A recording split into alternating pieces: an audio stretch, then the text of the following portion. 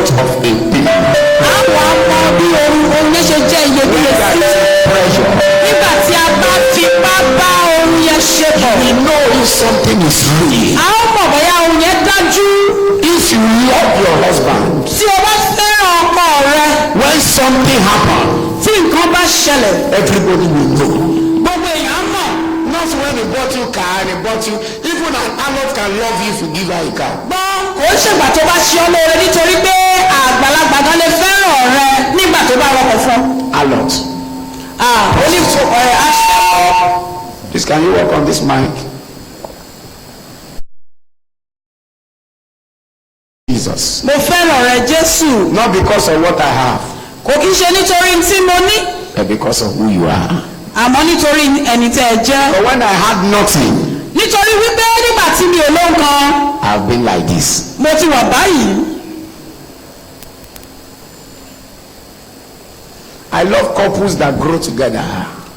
Bàbá wọn làwọn nífẹ̀ẹ́ ọkọ àti ìyàwó tó ń dàgbà papọ̀. The man married when he had nothing. Ọkùnrin yẹn láya nígbà tí ò lóhùn kan. The lady came into his life when she was nobody. Àwọn ọmọbìnrin náà wọnú ayé ọkọ yẹn nígbà tí òun náà jó kan. And they grew together. Wọ́n wá jọ dàgbà papọ̀. A prof said in my wedding day, I share groundnuts. Ọ̀jọ̀gbọ́n kan sọ wípé ní ọjọ́ ìgbéyàwó òun ẹ̀pà ló ń há. Because the people that promised me. Nítorí pé àwọn tó ṣèlérí àti pèsè oúnjẹ nígbà yẹn. They never arrived until the guests have dispatched. Wọn ò tún tètè dé títí tí gbogbo àlejò fi lọ. You have to buy bottled groundnut and biscuits, cabin biscuits. Wọ́n ní láti ra bisikì pambolambola àti ẹ̀pà. We smile. Pẹ̀lú ẹ̀rín àti ọ̀yàyà wọ́n ń kù sí àtẹ́lẹwọ́ àwọn tó wá sí òde ìṣẹ̀wó yẹn. He said, "Nice habiting." Òun fúnra rẹ̀ ló bẹ̀rẹ̀ sí ní àwọn àlejò rẹ̀. Nobody was courageous enough to serve it for you. Torí wípé kò sí ẹni tó ní ìgboyà láti kojú èrò láti hárù nǹkan báyẹn ní ọjọ́ ìgbéyàwó. Thanks for coming. Ẹ ṣé ẹ kú dìde. Thanks for coming. Ẹ kú dìde. Ẹ̀pà bisikì ẹ̀pà àti bisikì. Please biscuit. Thanks for coming. I appreciate. Thank you, Jesus. We smile. Pẹ̀lú ẹ̀rín àti ọ̀yàyà. That man is a multi-millionaire. Àmọ́ bí a ṣe ń sọ lọ́wọ́lọ́wọ́ yìí Ọlọ́run ti bùkún fún wọn. Enter his company, you see splits of cars. Bẹ́ẹ̀ bá wọnú ọgbà rẹ̀ ẹ́ rí ọkọ̀ onírúurú. It's not the beginning. Ìbẹ̀rẹ̀ kọ́ ló ń ṣe oníṣẹ́ o. It's the end. Òpin ni ó ṣe pàtàkì. Koratabasha. Anytime I remember I will be great, I will be excited. Ní gbogbo ìgbà tí wọ́n bá rántí wípé ọjọ́ iwájú alógo inú wọn á sì dùn. Anytime I remember that I have future. Ní gbogbo ìgbà tí wọ́n bá rántí wípé àwọn ní ọjọ́ iwájú. And my future is not in the administration. Ọjọ́ iwájú wọn ò sì sí ní ẹ̀ka ìjọba òní. My future is in his hand. Àmọ́ ọjọ́ iwájú wọn wà ní ọwọ́ Ọlọ́run. And it does not go on leave. Bẹ́ẹ̀ kò kí ń lọ. Nobody retires him. Kò kí ń lọ lórí owó èkó kúrò lójú iṣẹ́ kò sẹ́ni tó fìdí rẹ̀ rẹ́mi. It does not grow old. Kò í dàgbà àdàgbà má tẹ̀pá ni. And you know if I'm talking to somebody. Yes, sir. I have full assurance. Wọ́n wá jẹ́ kó ní ìdánilójú. That it is well with me. Pé ó ti dára fún àwọn. Deuteronomy 30:20. Ìwé Deuteronomy orí 30:20. In the first service we spoke on passion for God triggered increase. Ní ìsìn àkọ́kọ́ a sọ nípa ìtara fún Ọlọ́run máa ń jẹ́ kí a pọ̀ sí. Another word for passion is love. Ọ̀rọ̀ mìíràn tá a lè lò fún ìtara ní ìfẹ́. Love for God is a trigger. Ìfẹ́ sí Ọlọ́run jẹ́ arúnisókè. For increase. Láti pọ̀ sí. Please, I want you, maybe there are questions that is in your hand that God is going to ask. Bóyá a ní àwọn ìbéèrè kan nínú ọkàn wa tí Ọlọ́run fẹ́ ti pàṣẹ iṣẹ́ ìránṣẹ́ yìí bùkún fún wa. If the first service attendee said the first service was powerful. Tí àwọn tó bá wá ìsìn àkọ́kọ́ tó bá ní ìsìn àkọ́kọ́ máa dùn jáì. I don't know what you will say that attend the second service. Èmi ò wá mọ̀ tí ẹ̀yin tí ẹ wá sí ìsìn kejì ó sọ. After the reading of the word, you fasten your seat belt and you listen. Lẹ́yìn tí a bá gba ọ̀rọ̀ Ọlọ́run tán ẹ jẹ́ ká jókòó kí àwa máa gbọ́ ọ̀rọ̀ náà. Kí ẹ̀yin kí o lè fẹ́ràn Ọlọ́run ní. Please come again. Yeah. Two. Wait.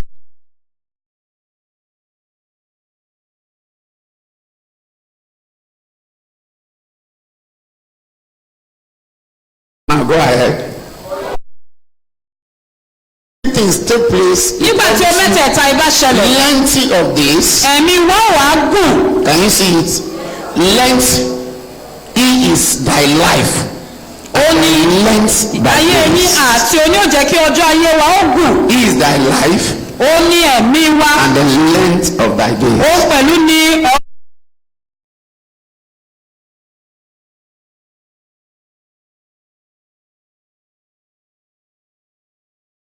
ọba yín. Abraham Ábúráhámù to Isaac sí Ísákì to Jacob sí Jákọ́bù to give them. láti fi fún wọn. Please have your seat. ẹ jẹ́ kí ẹ jókòó. I love Jesus. mo fẹ́ràn Jésù. What about you? èmi ò mọ̀ nípa tiyín o. Talk to me. I love Jesus.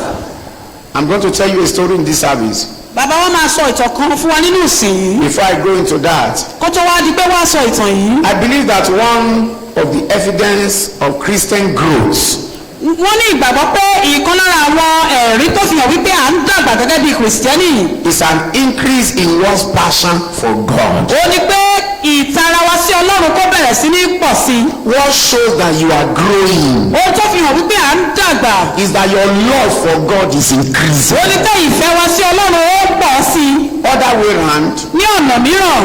it means the dimension of passion for certain things will start reducing. ó wá túmọ̀ sí pé ìtara fún àwọn nǹkan mìíràn á bẹ̀rẹ̀ sí ní pẹ̀dí. Why your passion for Him increases. tí ìtara wa sí Ọlọ́run á wá máa pọ̀ sí i. Before you met Him, before you gave your life to kó tó di Jesus, pé o fi ayé rẹ fún Jésù. before you became born again, kó o tó ní ìgbàlà. some people are addicted to food. àwọn kan wà tó jẹ́ wípé wọ́n á máa jẹun púpọ̀. They can eat, wọ́n lè jẹun. especially if it's apple, they can take it 1 a.m. pàápàá jùlọ tó bá wá jẹ́ bíi fùfú wọ́n lè jẹ lágogo òru. They have covenant with swallow. wọ́n ní májẹ̀mú pẹ̀lú ohun tàbí pẹ̀lú òwe. If you give them food, you are not giving them swallow, you are offending them. bẹ́ẹ̀ bá fún wọn lówe tẹ́ fún wọn lóúnjẹ tó wù kó jẹ́ ẹ ti ṣẹ̀ wọ́n. They don't play with their tummy. wọ́n finú wọn bá yàn ṣeré rárá. But now they gave their life to Christ. àmọ́ báyìí wọ́n fàyè wọn fún Jésù. Church declare fasting and prayer. ìjọ wa sọ pé àwẹ̀ àti àdúrà wà. I remember one of the churches our pastor did. bàbá wa rántí ìkan lára àwọn ìjọ tó ti ṣiṣẹ́ ìránṣẹ́ rí. I've never fasted since my mother gave birth to me. àwọn ọmọkùnrin yẹn wá ní bàbá wa o èmi ò tí ì gbà àwẹ̀ rí látijọ́ tí a bí mi. I asked him a question. mo wá bí ní ìbéèrè kan. How old are you? ọmọ ọdún mélòó ni ọ́. He said, I am 26 years old. ó ní òun ti dín ní òun ti lé ní ọmọ òun ti And dín you ọmọ have ọdún mẹ́rin. never fasted. ó dín ní ọgbọ̀n ó sì lóun ò gbà àwẹ̀ rí. I can't remember. ó lóun ò rántí bóyá òun gbà àwẹ̀ They rí. start 6 to 12. ó yá bẹ̀rẹ̀ láti aago 6 sí 12. Say, won't I die? ó wá níṣẹ́ wo ò ní kú. I say, you will not die. ó ò ní kú. Ask him, do you love God? wọ́n wá bí wípé ṣé ó Say fẹ́ràn yes. Ọlọ́run ó ní bẹ́ẹ̀ ni. I say, so fast. wọ́n ní kó gbà àwẹ̀. He broke his fast 3 o'clock. ní ọjọ́ yẹn aago 3 ló tó He was ṣínú. so excited. inú rẹ̀ dùn púpọ̀. You mean I can stay without food for till 3 o'clock? ó wá ṣé lóòótọ́ ni pé mo lè wà láì jẹun láti àárọ̀ di aago So 3 your ọ̀sán. passion for what you love start reducing Oh, while yes, your because- passion for God increases. ìtara sí gbogbo àti ìfẹ́ tó o ní sí àwọn nǹkan mìíràn á máa pẹ̀dí nígbà tí ìtara rẹ sí Ọlọ́run bá ń pọ̀ sí i. If it's not like this in your case, tí ọ̀bà wá rí báyìí nígbà ní ọ̀rọ̀ tiẹ̀. your love for God is questionable. ó wá túmọ̀ sí wípé ìfẹ́ rẹ sí Ọlọ́run kò pé tó. I used to like football so much. wọ́n jẹ́ ẹni tó fẹ́ràn eré bọ́ọ̀lù aláfẹsẹ̀gbá. And I know how to play. wọ́n sì mọ bó ṣe ń gbá dáradára. I was very good at penalty. wọ́n a máa dá níbi pé dojúkọ ẹni tó ń ṣọ́lé. I used to play for club. wọ́n máa ń gbá bọ́ọ̀lù fún àwọn ẹ̀ka kan. When I entered the seminary, nígbà tí wọ́n wá bọ́ sí ilé ẹ̀kọ́ bíbélì. I even play for my class. wọ́n tún jẹ́ni tó jẹ́ pé àwọn ló máa ń gbá bọ́ọ̀lù fún kíláàsì wọn. Every match, ní gbogbo eré bọ́ọ̀lù. I tell you the next match, wọ́n á tún sọ ìtótú kan. and I tell you my favorite among them. wọ́n á tún wá sọ ẹni tó jẹ́ tiwọn nínú ẹ̀. But I discovered nígbà tó wáyé wọ́n rí wípé. that my passion for sports, for football, starts reducing. ó wá rí wípé ìtara wọn fún eré bọ́ọ̀lù And aláfẹsẹ̀gbá my wá love pẹ̀lú. for God starts increasing. ìfẹ́ wọn tí Ọlọ́run wá ń pọ̀ sí i. Sometimes nígbà mìíràn the time for what I love formerly clash with the time of what I love now. They clash. ọ̀pọ̀lọpọ̀ ọgbà ohun tí wọ́n fẹ́ràn tẹ́lẹ̀tẹ́lẹ̀ rí a máa wá pàdé ìpàdé yẹn wá jẹ́ bákan náà sí tí wọ́n fẹ́ ṣe fọ́lọ́run. Nigeria is playing ball by 4 o'clock in the evening. orílẹ̀-èdè wa Nàìjíríà ká sọ pé wọ́n ń gbá bọ́ọ̀lù láago 4 ìrọ̀lẹ́. And we are having evening service in the church on Sunday. wọ́n wá ní ìsìn ìrọ̀lẹ́ ní aago 4 pẹ̀lú nínú ìjọ. And I happen to be a worker. wọ́n wá jẹ́ òṣìṣẹ́ ìjọ. The evening service is starting in the evening and I have to be there on time. wọ́n dẹ̀ ní láti wà nínú ìpàdé yìí ní àkókò. So I have to choose wọ́n ní láti yàn whether to attend the service or to watch the football. wọ́n wá yàn láàrin bọ́ọ̀lù àti ìsìn ìrọ̀lẹ́. And I ask myself, how much are they paying me wọ́n wá bìíràn pé ẹ wá èlò náà ń san fáwọn gan. for my shout? fún igbe. For knowing all the names of the footballers. láti mọ orúkọ gbogbo àwọn tí ń gbá bọ́ọ̀lù yìí. How does that one credit my account? báwo lè lè ṣe wá jẹ́ kówó olú ìṣùwọ̀n owó pọ̀ sí òṣùwọ̀n owó pọ̀ sí fúnra wọn. How many of you know this song? It pays to serve Jesus. I speak. àwọn mélòó la mọ orin tó sọ wípé ó dára láti sin Jésù mo sọ láti inú ọkàn mi wá. You know the song? bẹ́ẹ̀ ni. Okay, choir, give it to us quickly. It pays to serve Jesus. I speak from my heart. He will always be with us if we do our part. There's nothing is why I want that pleasure and there's peace and contentment in serving the Lord. Thank you. Now, I made up my mind Wọ́n wá pinnu to serve him without reservation. láti sìn ín láì gé ohun kankan sẹ́yìn. And today, Lónìí wá ń kọ́. somebody said, I thank my pastor Ẹnìkan wá ní mo mà dúpẹ́ lọ́wọ́ pásítọ̀ mi. who made me lost my girlfriend. Ẹni tó jẹ́ káwọn pàdánù àfẹ́sọ́nà. Say, I love this girlfriend so much. Wọ́n fẹ́ràn ọmọbìnrin yìí. And because of her, Àwọn ọmọbìnrin abẹ́nidẹ́sẹ̀ ìtorí rẹ̀. I entered church for the first time in my Wọ́n life. wá bá wọ́n tẹ̀lé wá sínú ìjọ. Step into the service. Wọ́n wọnú sìn. I first asked the lady a question. Wọ́n kọ́ bí ọmọbìnrin yẹn. Arábìnrin. I won't follow you to the church. We change your mind. Say, no way. I love you love me. So what is A that? fẹ́ràn ara wa. Just follow me to church. Ṣé tẹ̀lé mi? They came to the church. Wọ́n jọ wá sínú ìjọ. The young man sat down. Arákùnrin yẹn And the jókòó. lady sat in another place. Ọmọbìnrin náà jókòó nípa What mìíràn. was going on? Ọ̀rọ̀ Ọlọ́run lọ lọ́wọ́. Before the message ended, Ó tó di pé ṣe ìránṣẹ́ tears parí. was dropping from the eyes of this man. Omi jẹ́ wá ń jáde lójú The pastor said, ọmọkùnrin. you want to give your life to Christ, please Wọ́n wá ní come. ọjọ́ fún ayé rẹ̀ ń jẹ́ And sùn máa the young bọ̀. man happened to be the first person. Arákùnrin ló kọ́kọ́ jáde. And he's not, in fact, after that altar call, he never raised the matter. How are you, dear? Lẹ́yìn ìpàdé was the yẹn, end. òṣù jẹ́ sọ pé ọmọbìnrin bò ní. Lónìí, That man happened to be a pastor, a general overseer in Ghana, very big. gbọ́ arákùnrin tí He wá said, ní I thank olórí iṣẹ́ ìránṣẹ́ kan ní Ghana. the pastor that made me to lose my relationship with my former Ó wá ní girlfriend. òun dúpẹ́ lọ́wọ́ olùṣọ́ àgùntàn tó jẹ́ kó wọ́n pàdánù. He lost relationship with the girlfriend and he met another lover in church. Ó wá pàdánù ìbáṣepọ̀ láàrin ọmọbìnrin tó bá rìn ó wá bá olùfẹ́ mi pàdé nínú ìjọ. There is a girl Ọmọbìnrin kan wà. and there is a man. Arákùnrin kan wà. Man of Galilee.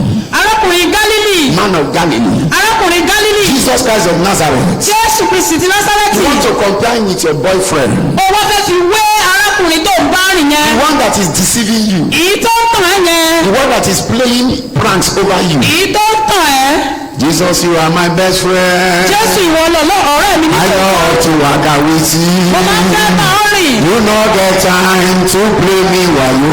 O lákòókò láti tàn mí. I love to waka with Mo nífẹ̀ẹ́ láti bá ọ rìn. Jesus, you are my best friend. Hey, I love to waka with you no get time to play me wayo. I love to waka with you. Oh, Jesus, you are my best friend.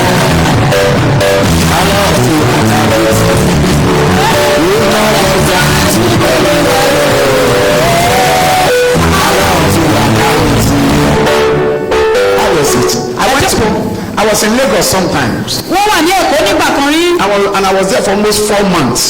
Wọ́n lo oṣù mẹ́rin níbẹ̀. I attended a church in Ifako. Wọ́n wá lọ sí ìjọ kan ní Fàkọ̀. Ifako Adege. ìfàkọ́ agége. I attended another church in Ikunri. wọ́n tún wá lọ sínú ìjọ kan ní Pọ̀nrí. Before Coste. kó tó di pé ká tó dé ìyànà Kọ̀stẹ́ lọ́nà Èbúté Mẹ́ta. They call Ikunri. Ìpọ̀nrí. I attended another church there. wọ́n tún lọ ìjọ kan níbẹ̀. That place is close to my family, to a family, a relation house. ibẹ̀ yẹn súnmọ́lé èèyàn wọn kan. But the second time I'm returning back to Lagos, I stay with friends because I love their relationship with God. nígbà kejì tí wọ́n á padà lọ sẹ́kọ̀ọ́ àwọn ọ̀rẹ́ wọn náà bá ọ̀dọ̀ àwọn ọ̀rẹ́ wọn náà dúró sí nítorí pé wọ́n jí àwọn tó fẹ́ràn ìbáṣepọ̀ tí wọ́n bá wọn ní tẹ́lẹ̀. And I was sleeping inside the church. wọ́n wá ń sùn ní ìjọ. We have a place to sleep. ibì kan wà tó ń sùn nínú ìjọ yẹn. But I decided to sleep in the church. wọ́n wá A sùn friend nínú came ìjọ. and said, come and be sleeping. ọ̀rẹ́ kan wọ́n ní ẹ wá sùn ẹ máa bá sílé wa. If I want to pray, say no, come. What type of prayer you pray in the church? Tell me you don't have a house. sọ fún mi pé ò nílé. Many people stay in the church in Lagos, not because they like to stay in church, but because accommodation problem. ọ̀pọ̀ ló sùn ní ìjọ lẹ́kọ̀ọ́ ó ṣe pé wọ́n fẹ́ gbé bẹ̀ àmọ́ I love àìsílẹ̀. this church because they sing this song a lot. wọ́n fẹ́ràn ìjọ nítorí wípé wọ́n máa ń kọ orin There's lẹ́kọ̀ọ́. a sister that is always a singer. We say, Jesus, you are my best friend. ọmọbìnrin kan wà tó jẹ́ adarí orin tí I wọ́n love to kọrin ní ṣá. They will sing it again in Calabar. Wọ́n kọ ní èdè ẹ́fíìkì. akẹ́lànà èyí ni a máa gbé lò ó máa ní sàlàyé rẹ̀. They will dance. I will be happy.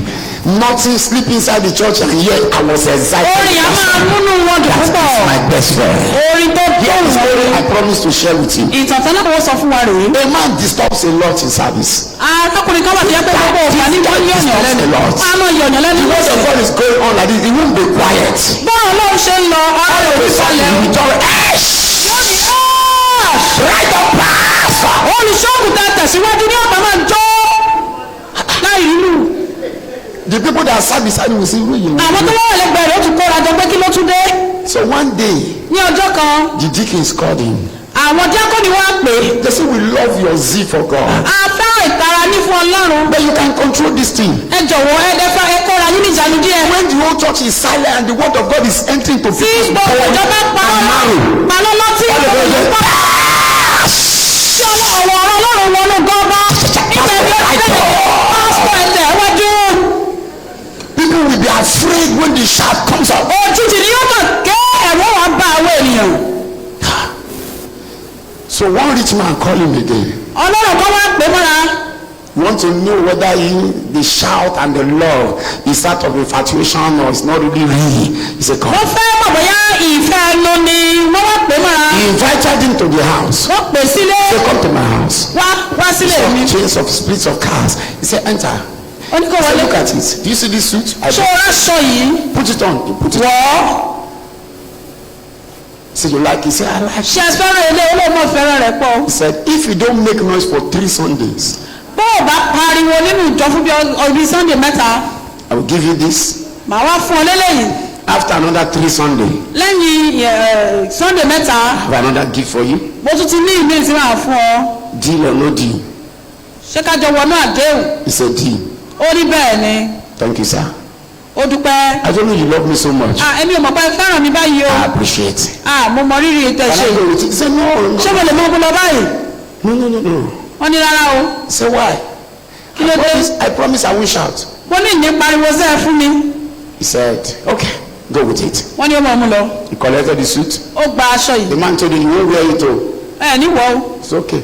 ó ní wò ó. Until the 3 weeks complete, no problem. àfìgbà tó ṣe mẹ́ta bá The pé. first week, ọ̀sẹ̀ kìíní. the message was going on. iṣẹ́ ìránṣẹ́ lọ lọ́wọ́. The guy was vibrating. ó ń gbọ̀n níbi tó jókòó sí. Shaking like Nokia. ó ṣàdáìtọ̀ ni. ó ń When gbọ̀n. it is shaking him, a tún dọwọ́ bẹ mi kò mọ bí ó ti ṣe ní dágbọ̀n.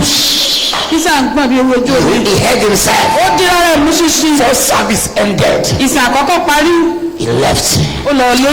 He was not happy. inú ẹ̀ ò dùn. But he said, "At least I only have 2 services to ó ti manage. ṣe ọ̀sẹ̀ méjì péré. The suit is mine." ó kúkú ti tẹ aṣọ òdì tèmi. Second service. ní ó bá tún dì sí kejì. That was the second Sunday. ìyẹn The message Sunday was kejì. going on. iṣẹ́ ìránṣẹ́ lọ lọ́wọ́. He put something in his mouth like handkerchief. ó fi aṣọ ìnùjú ó kì í sẹ́nu. ní ju apá ní ju ẹsẹ̀ kò ṣáà pariwo. looking at him. The agreement is don't make noise. Àdéhùn ni pé ó He said I should not jump. Kò ní mọ́fò òkè. He said I should not make Wọ́n ṣàní noise. mọ́ pariwo ni. He thought Sunday. Nígbà tó di Said Sunday kẹta, today ó ní lónìí. I will try. Màá gbìyànjú. This suit is important. Aṣọ yìí ìtọ́ mú wá Pour lábẹ́. the water in his mouth. Ó rọ mi sẹ́nu. Enter service. Ó wọnú sìn. Writing. Bẹ́ẹ̀ ni ń kọ. Writing. Ní nǹkan kan sílẹ̀. The pastor preached one message. Òjíṣẹ́ náà wá wà The sí. message was motivating and charging. Iṣẹ́ ìránṣẹ́ wa jẹ́ ìfúnni sókè. Lójijì. Ó tu omi lẹ̀. Cut or no cut.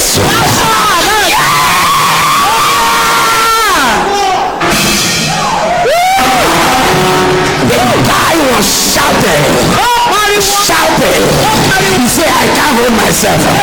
This is too much, pastor. This is too much, my pastor. My pastor, right now. The brother holds it. Arákùnrin yẹn wò látọ̀ ọ̀kẹ́ gbogbo òní. Move his eyes. Àwọn ọmọ ti yàjẹun. He continued. Ó tẹ̀síwájú. The service ended. Nígbà tí ìsìn parí. He ran home. Ó sá lọlé. He carried the suit. Ó lọ gbé aṣọ yẹn. He said, take. Ẹ gbaṣọ yín. I try. Mo gbìyànjú. That is my nature. Gbọ́ ohun tí bẹ́ẹ̀nù mi ni. Ẹ má tún mi dá. The man called him. Arákùnrin yẹn wá pè padà. I tested you. Mo dán an wò. I thought what you are doing is not real. Mo rò wípé ohun tí èṣe yẹn bí yàgò kò dá mi lójú. Máa má ṣọ lọ. On Saturday, Nígbà tí ó wá dọjọ́ àbámẹ́ta. I walk outside the state. Mo ṣiṣẹ́. I walk outside the state. Wọ́n ṣiṣẹ́ ní I'll be ilé back mìíràn. on Friday evening. Wọ́n á wá dé ní ọjọ́ ẹtì. I have a gift for you. Wọ́n ní ẹ̀bùn fún un. He said, what's the gift? Arákùnrin wa ní kílẹ̀ He bùn said yẹn. to them, the suit is yours. Máa má ṣọ yín lọ. I said, thank you, sir. Ó ní ẹṣẹ́ sà. Thank you, sir. You surprised me. I don't know you still give me this suit. Thank you, sir. God will bless you, sir. I'm grateful, sir. Ẹṣẹ́. He left. Ó lọ. To cut the long story short, Ká dé ìtàn ìkúrú. he came to the house of the man. Ó wá wá sílé arákùnrin. The man asked him, can you drive? Lóníṣẹ́ ò lè wakọ̀. He said, I'm not a driver. Èmi ẹ ṣàwakọ̀. You want Ìmọ̀kọ̀ wà. to employ me? He said, Ṣé ẹ no. fẹ́ gbà mí síṣẹ́ ni? I want to give you a car. Mo fẹ́ fún ọlọ́kọ̀ mi. Your love for Christ is genuine. Ìfẹ́ rẹ sí Kristi ó jẹ́ ìtura. If something is real, Wọ́n bá dájú. it's when something goes high. Ó nígbà tí That is when you see the reality. Please have your seat if you can. Ẹ̀jẹ̀ ká ṣe. Please, can you allow me to do this? Ṣé ẹ lè jẹ́ kó ṣe yìí? Apollo Shida Ambrada. God has sent me to somebody. Ọlọ́run ti rán bàbá wa sí ẹnìkan. Job suffered a lot of heartbreak. Jóòbù la oríṣiríṣi There are three friends. àwọn ọ̀rẹ́ mẹ́ta kan wà. There are three friends. Àwọn ọ̀rẹ́ mẹ́ta He kan wà. called them miserable friends or counselor. A máa pè wọ́n ní ọ̀rẹ́ búburú jáì.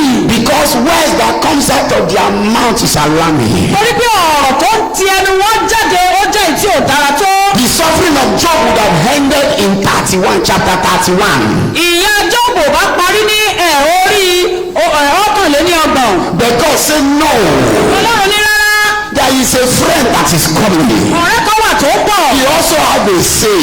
Ó jẹ́ ọ̀rẹ́ tó lẹ́nu. That is the fourth friend. Ó ní ọ̀rẹ́ kẹrin. Job 32, 33. Ìwé Jóòbù. This friend show up. Ọ̀rẹ́ ìwà farahàn. This friend shows up. Ọ̀rẹ́ ìfarahàn. Job 32, 33. Ìwé Jóòbù orí èjìléníọgbọ̀n. If you don't mind, can you give me the portion? If I mean, okay, let me go ahead. Ẹ jẹ́ ká tẹ̀síwájú. When this man show up, Nígbà tí arákùnrin farahàn. he was telling them what God and the love of God. Ó sọ nípa ìfẹ́ He Ọlọ́run. was telling them the manifestation of God. Ó sọ nípa ìfarahàn He Ọlọ́run. was telling Job what God can do. if Ó he wá sọ wills. tí Ọlọ́run lè ṣe tí Jóòbù bá lè There dúró. are two kinds of love. Ìfẹ́ méjì ló wà. One, Ìkíní, love for God. ìfẹ́ fún Ọlọ́run. Two, Ìkejì, love of God. ìfẹ́ sí Ọlọ́run àti ìfẹ́ Ọlọ́run. The difference between both of them is for and off. Ẹ̀sìn yẹn náà ni ìyàtọ̀ tó wà ní àárín méjèèjì. And those two statements make it totally different from one another. Ọ̀rọ̀ yẹn péré olójẹ́ kí ó yàtọ̀ síra wọn gẹ́gẹ́. Love. Ìfẹ́ sí Ọlọ́run. I'm talking to people here. I need their concentration. Love Ìfẹ́ sí Ọlọ́run. and love Ìfẹ́ Ọlọ́run. and love Ìfẹ́ Ọlọ́run. and love. Ìfẹ́ Ọlọ́run. Love of Ìfẹ́ Ọlọ́run. love of God. Ìfẹ́ ìfẹ́ Ọlọ́run. Love for God Ìfẹ́ sí Ọlọ́run and love of God, àti ìfẹ́ Ọlọ́run. they are not the same. Wọn ò papọ̀ rárá. Love for God Ìfẹ́ sí is Ọlọ́run. what you do for Him Oní tá à ń ṣe fún. when you hand over your life to Nígbà Jesus. tí a bá yọ̀ǹda ayé wa fún In Jésù. cause of pleasing Him, Nítorí pé a fẹ́ tẹ́ in the lọ́rùn. cause of serving Him, Nítorí pé a fẹ́ sìn in the ín. cause of worshiping Him. Nítorí pé a fẹ́ sìn ín. 1 Kings chapter 3 verse 3, the Bible says, and Solomon loved the Lord. Bíbélì wípé Sólómọ́nì sì fẹ́ràn Ọlọ́run. And because he loved the Lord, Nítorí wípé ó nífẹ̀ẹ́ the Ọlọ́run. next verse, the Bible says, and he went to Gibeon. Bíbélì sì sọ wípé ó lọ sí Gíbíónì. And the king went to Gibeon Ó sì lọ sí to Gíbíónì. sacrifice there. Ó wá lọ ṣe ìrúbọ. What is the meaning of Gibeon? Kí ni ìtumọ̀ Gíbíónì? Gibeon means high place. Ó túmọ̀ sí ibi gíga. Gibeon means hill, Ó túmọ̀ sí òkè. mountain top. Ó túmọ̀ sí orí òkè. So if you want to serve God, Tí a bá fẹ́ sin Ọlọ́run. there is already a standard. Low the standard. Ẹ má jẹ́ ká sìn ín ní ọ̀nà tí ò tó ìgbèkùn All tí a you fi need to sílẹ̀. do is to meet up to his Ó tá a ní standard. láti ṣe ni pé ká wá sókè sí Solomon loved the Lord, Sólómọ́nì fẹ́ràn Ọlọ́run. and he went to the high hill Ó wá lọ sí orí òkè gíga to keep God's standard. láti lè pa ìlànà Ọlọ́run mọ́. Before you became born again, Kó tó di pé onígbàlà, you were a fornicator, ó jẹ́ onípanṣágà, you were a liar, ó parọ́, you were a cheat. ó jẹ́ni tó ń tanni jẹ. All manner of character you find. Onírúurú ìwà ló wà lọ́wọ́ You rẹ̀ are tó a ń jà. professional malice keeper. Ó máa ń yọ̀dì. There are people you keep malice with 9 years. Àwọn kan wà tó yẹ pé ó lè bá wọn yọ̀dì fún bí ọdún mẹ́sàn-án. There are people you keep malice with 15 years. You are not Àwọn kan talking. ọdún mẹ́ẹ̀ẹ́dógún ò ní bá wọn sọ̀rọ̀. Ó ti kọ́ You lóye. decide not to greet somebody and they assist there. You intentionally greet everybody and you isolate him to show. He said, "Have a seat." You met friends, as I said, you say, "Good morning, friends." No. You want to show that it's somebody you don't want to greet. Good morning, how are you? Ó wà kí gbogbo èèyàn yìí ká ò ní kí ẹni How are yẹn. you? Good morning. You. Ó ṣáàfẹ́ ká mọ̀ pé ò ní nǹkan kan ṣe pẹ̀lú Instead ẹni of yẹn. throwing one greetings, you are very good at Ìdí that. tó fi kí gbogbo èèyàn You kọ́ are ló a jẹ́. professional. Ó jẹ́ni tó ti gboyè. Now that you have met Christ, Bàbá yìí tó ti gba Kristi. there is a standard. Ìpele wà. You don't live the type of life you have been Ó living. gbọ́dọ̀ máa gbẹ́rú ayé tó gbé Your tẹ́lẹ̀ rí. husband don't enjoy you, but now that you are in Jesus, your husband should enjoy you. Ọkọ rẹ̀ ò gbádùn rẹ̀ tẹ́lẹ̀ àmọ́ báyìí ó yẹ kó máa gbádùn rẹ̀. I see no reason why somebody is coming to church and the husband and wife can't go to the same church. Èmi ò rí ìdí tí ọkọ àti ìyàwó ò lè fi lọ sínú ìjọ kan náà. Sometimes men are not church people per se. Ọ̀pọ̀lọpọ̀ ọgbà àwọn ọkùnrin ò kí ń ṣe èrò ṣọ́ọ̀ṣì. Good numbers of men that attend the church today, their wife find that church. Ọ̀pọ̀lọpọ̀ ọkùnrin tó ń lọ sínú ìjọ kan tàbí òmíràn ìyàwó wọn ló ṣokùnfà lónìí. Few people is their husband that found that church, but most people is their wife that discovered the church. Àwọn díẹ̀ ló dàbí wá pé ọkùnrin ló kọ́kọ́ wádìí ìjọ yẹn kó tó di pé wọ́n ń lọ. If you accept it, let me see your Tí ẹ bá hand. gba ilé ìyẹn jẹ́ ká nawọ́ sókè. In your case too, any other person again, in your case too, your wife first found the church before you came. Ìyàwó yín ló kọ́kọ́ wá kẹ́yìn tó wá. You find the church before your wife first find the church before you came. Your wife first find this church before you came. Now go ahead and look Àti at bẹ́ẹ̀ that. bẹ́ẹ̀ lọ. So in most cases, Lọ́pọ̀lọpọ̀ ọgbà. but men will not follow you when your character has not changed. Bọ́ ọkọ rẹ ò ní tẹ̀lé ẹ nígbà tí ìwà rẹ ò tí ì yí padà. You are a changed person. Àmọ́ tí a bá ti yí ọ padà. Man have no option. A woman that is submissive, that woman controls the husband. Bọ́ obìnrin tó bá nírẹ̀lẹ̀ ò ní ọmọ darí ọkọ rẹ̀. But if you are stubborn, your husband controls you. Tó o bá wá jó lórí kunkun ọkùnrin ní ọmọ darí rẹ. But if you are soft and submissive, Tó o bá rọ̀ tó o sì jẹ́ onítẹríba. the remote control of your husband is in your pocket. Ohun tí ń darí ọkọ rẹ inú àpò rẹ ló wà. You direct as you wish. Ó mọ̀ dá síbi tó bá wù ọ́ ni. You can't control a man by being stubborn. O ò lè máa darí ọkùnrin You pẹ̀lú control men with your submissive life. ìwà ìrẹ̀lẹ̀ lèyàn fi ń darí Yes, ọkùnrin. sir. Bẹ́ẹ̀ ni sà. That is my heart. Èyí ni ọkàn mi. That is my king speaking. Ọba mi ní ń sọ̀rọ̀ yẹn. And the head of the man will spark. Orí ọkùnrin yá ṣáàtì. The fuse Àwọn tó fi ṣe é will blow off. ni ó bá tú dànù. And when the fuse blow Tó off, bá sì ti tú dànù, you start controlling him. ó bá wọn darí rẹ̀. he will lose the strength. But when you want to try to be stubborn, men will show you ajinomoto. They will show you pepper soup. They will show you Cameroon pepper. I don't know if I'm talking to somebody. Don't tell them you know too much. Yes, my king. My sweetheart. When you are soft and submissive, you can control that man. But when you want to be stubborn, he will tell you, say, it's in our nature. We came before you. We have seen rivers, we have seen different seas and ocean, Atlantic Ocean. We have seen them. So nothing you want to do that we don't understand. See, a man who is stubbornly stubborn. And when the woman is crying, you bring buckets. Hey there. I'm going now. This bucket must follow. Idiot. And walk away. When he's coming back, he will not come back normal.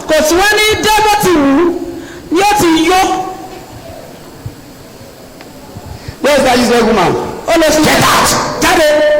Sleep. The next morning wake up is leaving home. So just the one feeling the pain. He has used alcohol to kill his heart. So that we feel for you. I don't know if I'm talking to somebody. Yes, sir. But when you are submissive, you are in charge. This one is not part of the message. In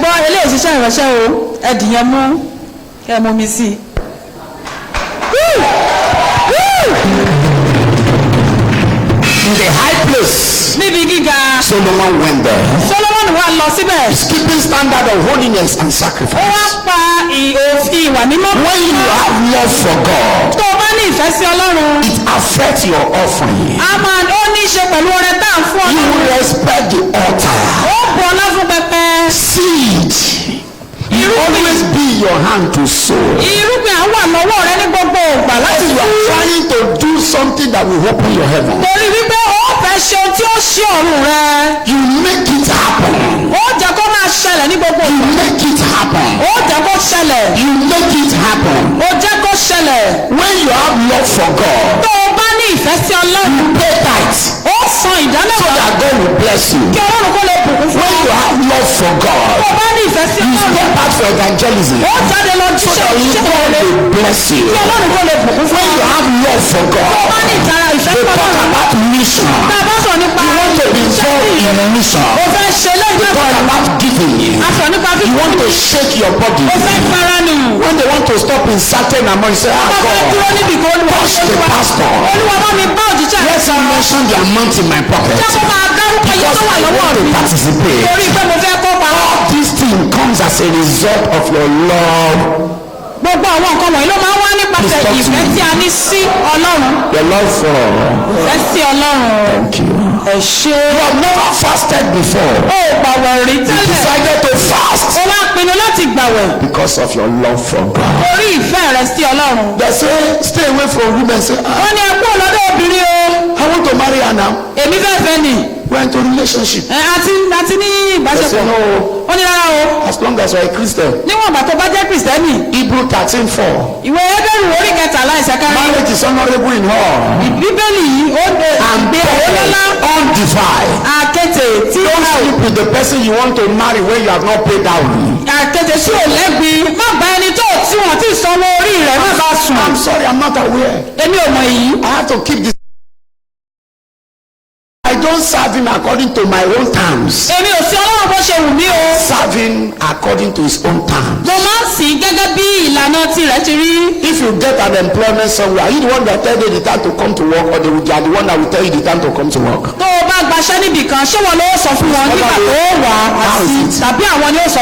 tell them when to come.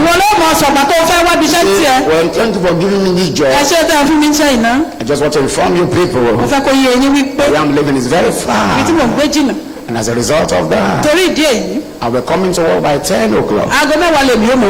Deal or no deal. Because this work is not by force. torí kìí ṣe pánà bí bá yẹn ṣiṣẹ́ I o. just want to be a blessing to this organization. mo kàn fẹ́ ran ilé iṣẹ́ ìlọ́wọ́ nẹ. They will tell you, wọ́n á ní ta ni ayé bo. where is this man coming from? ẹ jọ ibo lẹ ti mélé wá. Will you be the one to pay us or we are the one to pay you? ṣé wọn ló máa sanwó fún wa àbáwá lá sanwó fún They wa. will give you condition. wọ́n wàá sọ ìlànà tàwọn fún ọ. I don't know if I'm talking to somebody. Yes, sir. You want to enter a university, o fẹ́ wọlé ẹ̀kọ́ gíga higher institution. ilé ẹ̀kọ́ gíga They give you their condition. wọ́n á wá sọ tí wọ́n fẹ́ They láti give you ọ̀dọ̀ rẹ. their cut off mark wọ́n á wá sọ iye of every department and subject. ohun tí wọ́n fẹ́ kó o If you rí want to gẹ́gẹ́ do bí this course, ètò òfin wọlé sílẹ̀. If you want to read this course, tó o bá fẹ́ ṣe this tó is fẹ́ the kọ́ cut ẹ̀kọ́ off lórí mark. tó o fẹ́ kọ́ ẹ̀kọ́ lórí nǹkan This is báyìí. the cut off mark ohun tó o ní láti ní rè in JAMB. tí jáàmù ó And you fọ must have these certain credits ó gbọ́dọ̀ ní iye in this particular subject. nínú iṣẹ́ Talk to me, báyìí John. ṣé lóòótọ́ kọ́. Yes, sir. Please, are you the one that said I have 9 F9 throughout and I want to enter your school? ṣé ilé ẹ̀mọ̀ sọ fún ọ pé fata ìlú In ló fact, kó jọ I am from Osun State. ọmọ ọ̀ṣun ni mí So àjọ I ìlú must enter OAU. wọ́n sì wọ́ èyù. After all, am I not from this state? ṣé ọmọ bí ìkọ́ni mẹ́ni. Please, am I not from this state? ṣé mi sọ ọmọ bí You say you are from this state, ibi náà ló ti wá. but it ends in your father's house. gbọ́ ilé bàbá rẹ ní As kò long jù. as this organization is wọ́n concerned, àgbà tó ní ṣe pẹ̀lú we ṣe. tell you what we want. àwọn aláǹsọ̀ ń dá. You don't tell us what you want. ìwọ kọ́ ló sọ bó ti fẹ́. Please go your papa house. náà lọ ilé bàbá rẹ lẹ́ o. In fact, you have five credits and you meet up to the requirement. They will decide not to even pick you. o lè ní gbogbo ẹ̀ wọ́n lè má mú ọ. But you want to serve God àwa fẹ́ and sin you want to serve Him with your own terms. àwa fẹ́ máa sin ọlọ́run bó ṣe wù wá. You must be a joker. àwàdà là ń ṣe yẹn. Probably or Sophia or probably Babasui or something. Just be one of them. bóyá aláwàdà kẹ́ríkẹ́rí kan ni ọ́ tó sàmọ́ ń dẹ́rìn Don't pa. mean business. o mọ o. Whatsoever thing that bring you to God, gbogbo tó bá mọ ọ́ sọ̀rọ̀ lọ́run. you must go to Gibeon, o gbọ́dọ̀ lọ sókè gíbíọ́nì the high place, níbi gíga. not the low place. kò kí ń ṣe ibi ilẹ̀ẹ́lẹ̀. Yes, sir. I just came to your church, but I have a boyfriend, ẹ jọ̀ọ́ mo ṣẹ̀wá sínú ìjọ ni bẹ́ẹ̀ mo ní ọ̀rẹ́ abánidẹ́ṣẹ̀ kan and we níta. are sleeping in the same house. a tún lé kan náà. What will I do? kí ni màá ṣe. Leave him. kó lọ́dọ̀ rẹ̀. Where will I live? kí ló dé ibo ní lọ. Leave first. kọ́kọ́ tiẹ̀ kúrò náà. If I pack my load to where? bó ni mò ń lọ. Pack it first. tiẹ̀ kọ́kọ́ di ìrù rẹ náà.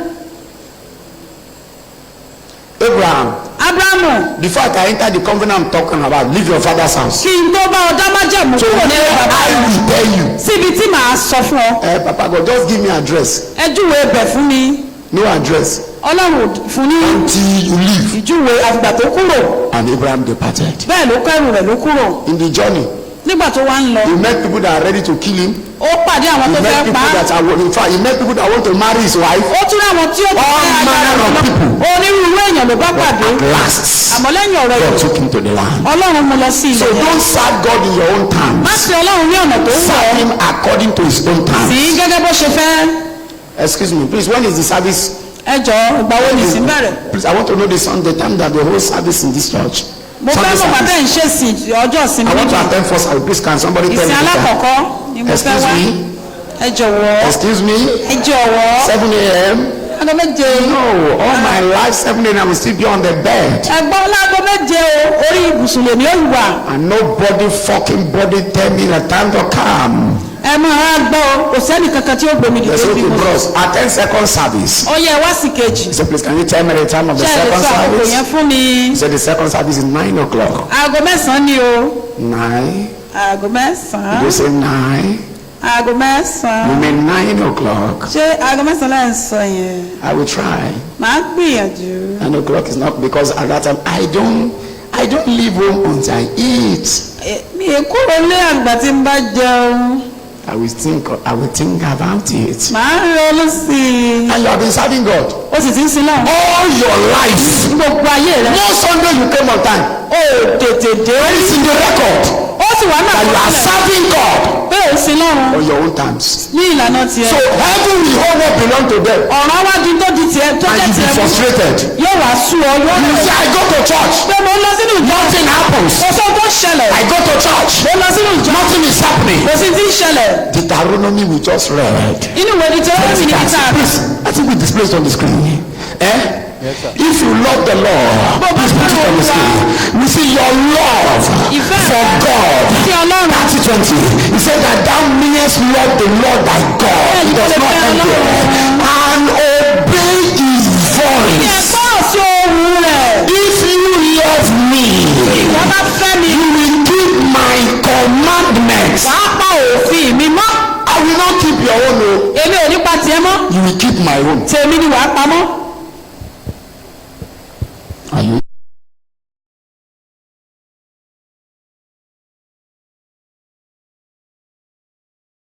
They promise you 1 million naira and be my ass say, will you come late? Bẹ́ẹ̀ni kan bá ní ó ṣèlérí mílíọ̀nù kan pé kó ká tètè dé ṣé é pẹ́ lọ. American embassy gate open by 7 a.m. Aago méje ni embassy America máa ń they shut the gate 7 o'clock. Wọ́n á máa tì í láago méje. They open at 7. Wọ́n á ṣí nígbà yẹn. Less than 5 minutes. Wọ́n á sì ti pa. That's all. And they started learning the people. Wọ́n á máa dá tó àwọn èèyàn láti lọ rí àwọn tí ó fi ọ̀rọ̀ wá wọn lẹ́nu. Okay, number 2, number 3, number 4. Ọ̀yà máa lọ. You mark in 7:30. Owó adé láago méje àbọ̀. Excuse me, who is there? Tani bẹ́lẹ́nu lóró. Please, who can I talk to? Ta mo lè bá sọ̀rọ̀ bí. He said, yes, what's the problem? Kí lẹ fẹ́ o? I have an appointment with American embassy. Ẹ̀gbọ́n mo bá wọn nípàdé láàárọ̀ yìí. And I need to enter. Mo lè fẹ́ wọlé. Please, can somebody tell me what is happening? Sẹ́nìkan lè sọ tó ń ṣẹlẹ̀. I must lock the gate. What's the problem? Kí ló dé ẹgbẹ́nu lórí ọ̀nà tí I báyìí? pay my visa fees for crying aloud. Ẹ̀gbọ́n mo sanwó ìwé ìrìnnà mi. What is this rubbish here? Gbogbo orí dèndé yìí. See, you have to dance to their rubbish. Ó jó sí ìlú tí wọ́n bá ń lù ní. If you don't dance to their rubbish, you will be the rubbish. Bọ́ bá wá jó sí ìwọ́gán lòṣì. 7 a.m., 7 a.m. Aago méje. I don't know if I'm talking to somebody. Bí ìmọ̀ bí ẹnì kan gbọ́. He told them, he said, if you love me, Bí ẹ bá fẹ́ mi. not only love, you must obey my voice. Ẹni láti gbọ́ràn sí And by that obedience of that love, nítorí pé ẹgbọ́rọ̀ yẹn. we come together. Àwa wá papọ̀. We cleave together. Àwa lẹ́pọ̀. But if the love is not there, Tí ò bá wá sí ìfẹ́ yìí. you just love me, but it will not result to intimacy. Gbọ́ ẹ kàn fẹ́ràn mi kò wá ní sí àǹfààní pé ẹ dìrọ̀ mọ́. You are cutting a lady. Ẹ ń bóbìnrin kan jáde. You are befriending a lady. Ẹ ń bá ọmọbìnrin kan Or you are jáde. befriending a man. Tàbí ọmọkùnrin. That you are never in agreement. Kò sígbà tọ́rọ̀ ní tẹmọ́ ṣàsọyé. Please, I would like to talk to you now. Mo fẹ́ bá yín sọ̀rọ̀ báyìí. I'm sorry, I want to sleep. Èmi fẹ́ sùn báyìí o. It's just 8:30. Aago mẹ́jọ àbọ̀ rèé. Tomorrow, Ó dọ̀la. call me by 8. Gbèmí láago mẹ́jọ. Okay. You pick up your call, you call by 8. Ó wá tún pè láago mẹ́jọ. He said it's 3 minutes after 8. Aago mẹ́jọ ti kọjá ìṣẹ́jú mẹ́ta. I'm already in the kitchen. Mo ti wà ní ilé ìdáná báyìí. I'm cooking. Mo dáná lọ. Call me back by 10 on dot. Gbèmí padà láago mẹ́wàá. And you ask yourself, Ó wá bíra rẹ̀. so now this problem I want to enter. Ṣé n tí màá tọrùn bọ́ lélẹ́yìn? Say, now this problem I want to enter. Tí màá dára lé lélẹ́yìn? And after some while, he lifted up his hand, give you that right. Nígbà kan wá gbé ọwọ́ sókè ó fún ọ ní ìfọ́tí olóyìí. Say sorry. Má bínú pẹ̀lẹ́. It's a slip of hand. Gbọ́ ọwọ́ ló kàn ṣe ìṣìmì síbẹ̀ ni. I'm very sorry. Má bínú tiẹ̀. Please, very, very sorry. Má bínú. Okay, you are forgiving me. Ṣé o ṣe ti dárí mi sá? You say, Bẹ́ẹ̀ ni. love is blind. Ìfẹ́ fọ́jú. You better shine your eye. Ó jẹ́ lajú rẹ̀. Shine your eye. Là á kò là dáadáa. You say love is blind. Ìfẹ́ ló fojú. Maybe it will change when I enter. Bóyá yóò yí padà tí bá wọlé. People don't change, people improve. Àwọn èèyàn yí padà wọn a máa tún wọ́n He used to beat you before marriage. tó bá ń nà kó tó ní kó o fẹ́ ọ. He will kill you when you marry. Gbọ́ tó bá wá wọlé ọ̀rọ̀ àti wọn á gbọ́n sí i yóò wá máa nà ọ́ lánàá fẹ́ òkú. Because there will be improvements. Torí pé yóò tún gbọ́n sí i. People don't change. Àwọn èèyàn yí padà. People only improve. Wọn á tún gbọ́n sí i. It's God speaking to somebody. Ṣó yé wa? Your love for God Ìfẹ́ rẹ sí Ọlọ́run. make you do some certain Á jẹ́ things. kó o ṣe àwọn nǹkan kan. And when you do those things, Tó bá wá ṣe àwọn nǹkan wọ̀nyí. God bring you to the place of intimacy. Ọlọ́run á mú ọ wá sí ibi That ìbáṣepọ̀. takes you to number 2. Ìyẹn ló máa mú wa sí kejì. This love for God will be tested. A ó dán ìfẹ́ sí Ọlọ́run yìí wò. To know Láti mọ̀ if truly bóyá ní tòótọ́ you love Him. mo fẹ́ràn Ọlọ́run. If something is fake, tí ohun kan ò bá tó bá jẹ́ ohun tí ò ṣe tó it's dájú. not the day you purchase it you know. kò kí ṣe ijó àkọ́kọ́ lẹ́ẹ̀tì mọ̀. When you are using it, tẹ́ ẹ bá ti ń lò ó. the time we speak. ìgbà ló máa fọhùn. Time is a revealer of secrets. àkókò a máa tú ọ̀pọ̀ Time is a revealer of intentions. àkókò a máa jẹ́ ká mọ̀ náà náà. mo fẹ́ràn ní. I love you. mo fẹ́ràn ní. If I don't see you, I will die. bí ìbárí ọmọ àmọ́ kú. I love you. ó nífẹ̀ẹ́ rẹ. The lady fell sick. arábìnrin wá ṣàìsàn. I love. ló bá di mo fẹ́ mo. I love. mo. When did you become a stammerer? ìjọ wo ló wá di akọ́lọ́lò. At that time, torí ní ìkórìtà yẹn. your love is being tested. à ń dán ìfẹ́ To rẹ. know if it's genuine. láti mọ̀ bóyá ó jẹ́ tòótọ́. Some people, when they give birth to one, the love their husband have for them disappears. àwọn kan jẹ́ pé tó bá ti bí kan báyìí ọkọ wọn ò ní fẹ́ wọn mọ́. Because what they were seeing before the marriage was no longer there. torí pé gbogbo tí wọ́n rí kan tó fẹ́ wọn ó ti lọ o. Don't beat that lady. There's one lady with money. wọ́n á máa fowó But pa this tiẹ̀ time lọ around, àmọ́ you have báyìí. become irresponsible. ó wá dàbí ẹni tí ò jọjú It's no mọ́. longer responsible. kò ṣẹni tó jẹ́ pé ojúṣe rẹ̀ ṣe mọ́. Time reveals intention. torí pé ìgbà máa ń tú àṣírí ohun tó wà lọ́kàn wa. Secret. ìgbà máa ń tú àṣírí. Time open things that are in covering. gbọ́ àkókò máa ń ṣe Time show reality àkókò máa ń and sọ fún intention. dájú àti èrò ìgbà ènìyàn. Time shows it. ìgbà máa fi hàn. If it's deceiving you, you will soon know. ní àkókò a ó mọ̀ bóyá ó ń tàn ọ́. Somebody is promising you. ẹnìkan ṣèlérí. Somebody is giving you money now. ẹnìkan fún ọ And you lọ́wọ́. are under the sound of my ó voice. jẹ́ ń gbóhùn mi báyìí. You will soon know wàá tó mọ̀ if the person is deceiving you. bóyá ó ń tàn ọ́ jẹ ni. When you will receive his wedding card nígbà tó bá gba ìwé mọ́ bọ̀ sí and ìgbéyàwó you rẹ̀. open it, your name is not there. ó wá ṣe orúkọ rẹ kọ́ wọ́n kọ́ bẹ́ẹ̀. When did my name change to Chioma? gbàwọ́ wá tún ni mo di sí ọmọ. And he told me he loved me. Oh, ó sì lóun fẹ́ràn mi o. my Chioma name I dey see here. orúkọ sí ọmọ láti ń rí. Who is Chioma by God's sake? ta ni ń jẹ́ sí ọmọ o. But he told me he died for me. There is nothing he cannot do for me. ọmọ lọ́wọ́ ọmọ kò fún mi mọ̀ ni. You just find that his original. ó ṣẹ̀ṣẹ̀ máa ń rí ẹni tí ń ṣe ní èròǹgbà rẹ̀ lórí. So before God blesses you, kó tó di pé ọlọ́run bùkún fún ọ. he check your intention. àwọ̀ ohun tó o ní lọ́kàn. In the days of Abraham, there was famine. nígbà abrahamu In ìyàn the wà. days of Isaac, there was famine. nígbà isaki ìyàn In wà. the days of Jacob, there was famine. nígbà jacob ìyàn wà. I ask God, why do you always allow famine? wọ́n wá bí ọlọ́run pé kí ló dé tí He ìyàn fi said, máa fún. famine reveal original intention. ìyàn máa fi irú ẹni tá à ń ṣe àti èròǹgbà wa hàn. Somebody can deceive you for long if things remain the way they were. ẹnìkan lè tọ́ fúngbà pípẹ́ tí nǹkan bá wà bó ṣe wà. You marry a lady, ó fẹ́ ọmọbìnrin when kan. you are in relationship, nígbà tẹ́ ẹ wà lọ́nà you get her a car. ẹ fún lọ́kọ̀. You look at her mother. ẹ wò ìyá rẹ̀. You mean your mom don't have a car? ìyá rẹ̀ ò lọ́kọ̀. It disgusts me. eléyìí rìn mí láti. Okay, send a driver to. Okay, don't worry. Your father have a. Your mother have a driver. Driver. ṣé ẹni tí ò lọ́kọ̀ ni ó ní tí ó bá wà. It's okay. It's okay. It's okay. I just love you. mo kàn nífẹ̀ẹ́ rẹ ni. I will send a driver to your house. màá fi awakọ̀ ránṣẹ́. I'm going to pay the driver for 1 year. màá wá sanwó oṣù rẹ̀ fún ọdún kan. That car belong to your parents. The àwọn car òbí belong rẹ to ló your nìyẹn parents. ká máa lò yẹn lọ. I can't have an in-law that's trekking. èmi ò fẹ́ lànà tí ń rìn kí o. What? kìí.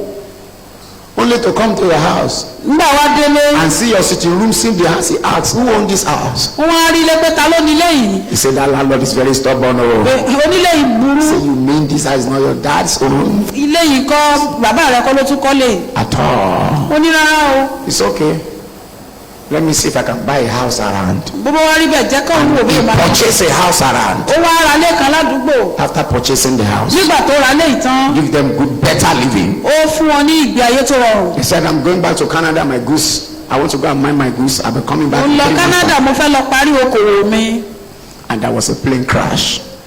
bàǹbàlù wá ní jàǹbá. And they listed his name among those that were involved in that plane wọ́n wá crash. orúkọ rẹ̀ mọ́ àwọn tí ó ṣaláìsí. He cried. She cried. ọmọbìnrin sọ My helper. ọwọ́ mi o.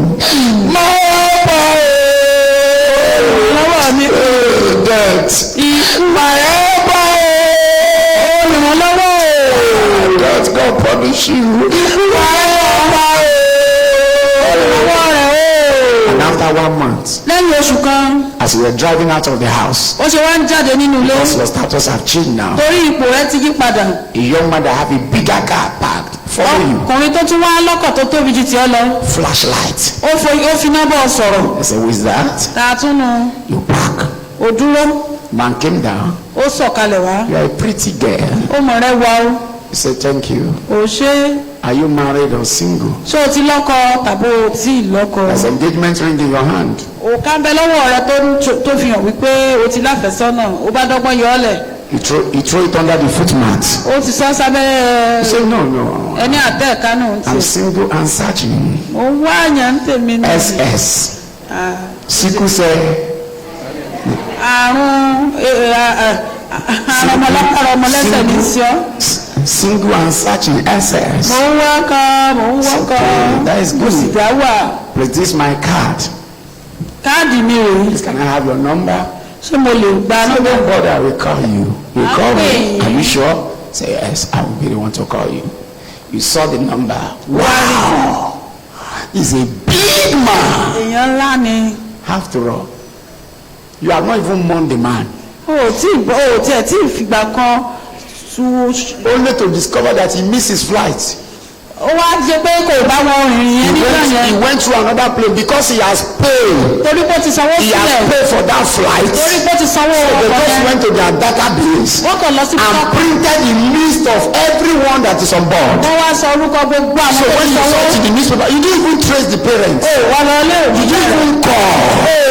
Now you are into another man. o tún ti fẹ́ lọ bá If tòun. nothing happen, bí nǹkan kò bá ṣẹlẹ̀. you will not know àní that the love is not genuine. ẹjẹ́ àṣẹ bí ipa. So there will be a time of famine. ìgbà kan wà tó For jẹ́ pé your love, ìyà wà kọ́lọ́run lè rí ìfẹ́ rẹ. you will wake up one morning, wàá jí làárọ̀ ọjọ́ kan. no transport, kò sówó ọkọ̀. no offering, kò sọ̀rọ̀. no fuel in your car. kò sí epo nínú ọkọ̀. Don't want to see. ọlọ́run fẹ́ rí nítorí máa ṣe. You want to see your love. ó fẹ́ mọ bó ṣe fẹ́ òun sí. So several times you are tested. lọ́pọ̀lọpọ̀ pàtà bá dá wa wò. You defended yourself, but God knows that I don't have ó wà máa transport. sọ pé ọlọ́run kúkú mọ̀ pé mi ò lówó ọkọ̀ ni. Let me tell you a true life story. wọ́n fẹ́ sọ ìtàn kan tó ṣẹlẹ̀. I want to round up as much as possible. We can pray. Hear this. There was rain. òjò rọ̀. A man was going to the Sunday school early in the morning. ẹnìkan wá ń lọ ilé And ẹ̀kọ́ jọ́ sí and mi it was náà. raining. òjò So náà he rọ̀. ran ó wá sáré. and hid himself. ó sá pamọ́. And he saw somebody ó wá rí ẹnìkan. and stood before him. ẹnìkan wá dúró sí níwájú. The person was inside the rain. ẹni yẹn wà ní òjò. But he discovered that his clothes were not ó soaked. rí i pé aṣọ rẹ̀ ò Heavy downpour. òjò yẹn dẹ̀ pọ̀. And the person was looking at him ẹni yẹn wà ń wò physically. lójúkorojú. Look at him. ó wò ó. In form of human being. ó dàbí ènìyàn. Standing. ó dúró. And I said, hey, you, why are you looking at me? kí ló dé tẹ̀ wọ́ mi He báyìí. said, I'm surprised. When it's falling and your clothes are not ó wet. yà mí lẹ́nu pé ẹ̀rín pẹ̀lú bójú ìṣe ń rọ̀. That's not the business now. ìyẹn ò kàn báyìí o. The business is what are you doing here? ìbéèrè ni wípé kí ló ń ṣe níbí yìí. He said, it's raining. òjò ń rọ̀ ni. Raining? òjò. Say, but he's supposed to be in church by 8. ó yẹ kó o ti wà nínú ìjọ láti bí aago mẹ́jọ. And this is 20 minutes after 8. èyí wá jẹ́ aago mẹ́jọ kọjá ogún ìṣẹ́jú. I'm asking you for the last time. mo wá ń bi ọ́ nígbà ìkẹyìn. What are you doing here? kí ni tó ń ṣe níbí yìí. This is not where you're supposed to be by ibi now. kọ́ ló yẹ kó o wà báyìí. He said the rain started 10 minutes before 8. òjò bẹ̀rẹ̀ aago mẹ́jọ okùn ìṣẹ́jú mẹ́wàá lójò bẹ̀rẹ̀. Is that not justified enough? ẹ̀gbọ́n ṣé kò wá Talk to me. ṣé kò wẹ̀ mọ́ This church is kò wá jàre bí. Let me come there. Please, is the man not justified ẹjọ́ enough? ṣé kò jàre bí. The rain started òjò bẹ̀rẹ̀ 10 to 15 minutes before the service. So ìṣẹ́jú if I come mẹ́ẹ̀ẹ́dógún late, sí ìsìn. God. ọlọ́run kúkú mọ̀ bójú ló ká mi mọ́lé. But the man said, no, ó ní rárá o. cover your head and go to the church. borí kò máa lọ sínú He ìjọ. said, I don't have umbrella. èmi ò ní tán fi borí bì. And this man said, arákùnrin wá wípé. has God not provided umbrella to the poor? ǹjẹ́ ọlọ́run wá tí ì pèsè ohun tí àwọn òtòṣì fi ń He was borí. inside the rain. He said, àwọn aláìní. God has provided umbrella for the poor. ọlọ́run ti pèsè As he was sáfẹ̀ talking, ní the man borí. pointed his arm. ó wá nawọ́ rẹ̀. He said, that is plantain what? ó ní ewé ọ̀gẹ̀dẹ̀ nìyẹn. Talk to me. That is plantain leaf. Go and cut it and go to church. He said, as the man said it, bó ṣe sọ bẹ́ẹ̀ The man disappeared. ó pòórá.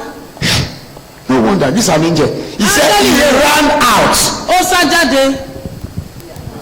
ó yára Cover his head. ó borí. He got to cover his head and ran to the church. ó sáré dénú ìjọ. And he was sharing his experience. ó wá ń sọ ìrírí Because God rẹ̀. does not reveal himself to you, torí pé Ọlọ́run ò tí ì farahàn. does not make it that what you are doing is right. kò túmọ̀ sí pé n tó ń ṣe tán. Because God has not scolded you, torí pé Ọlọ́run ò tí ì bá does wí. not mean that what you are doing is the best. kò túmọ̀ sí pé n tó ń ṣe ló dára jù.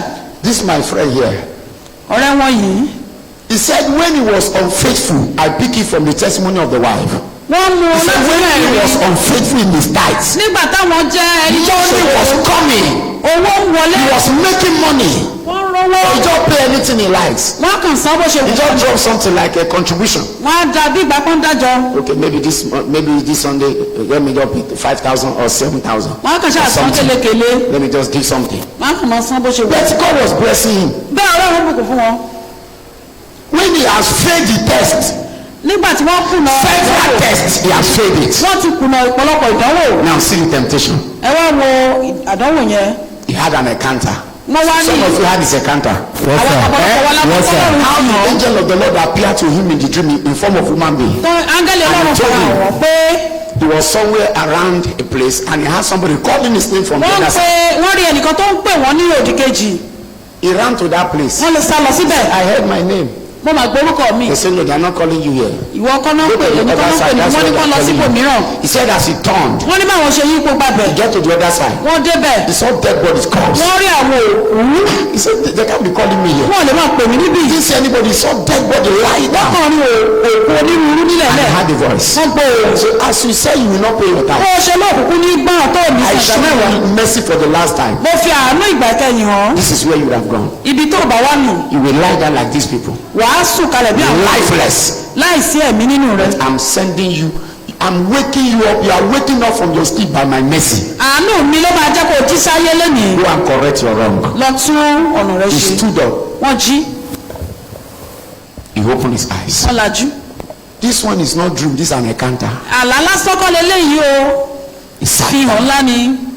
He started calculating his life. wọ́n wá bẹ̀rẹ̀ sí ní ṣe ìṣirò ayé wọn. And he made up his mind. wọ́n pinnu. He said, from today, látòní lọ. I will be what?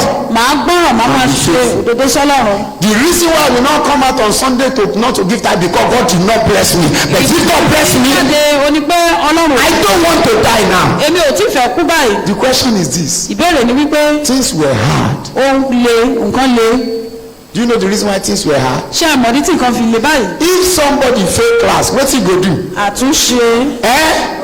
So he's serving his repeat class. wọ́n ṣe àtúnṣe.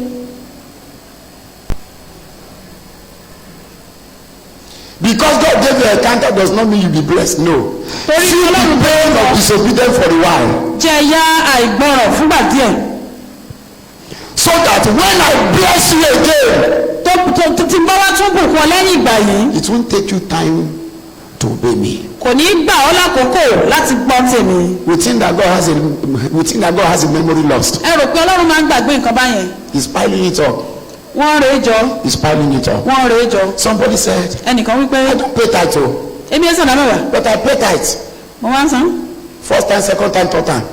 And because things became very hard. mo wá rí ẹni wá rí. I laugh. wọ́n rẹ́rìn-ín. He said, Papa, why? wọ́n ní kí ló dé. I said, devil is angry. Sàtánì ń bínú. Because the goat you want to kill, that's the goat you feed. ẹran tá a bá fẹ́ pa là ń bọ́.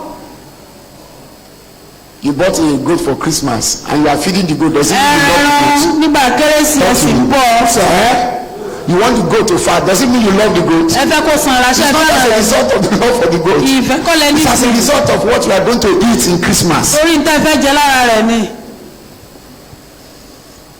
He said, well, Papa, things are very hard. Oh. nǹkan le o.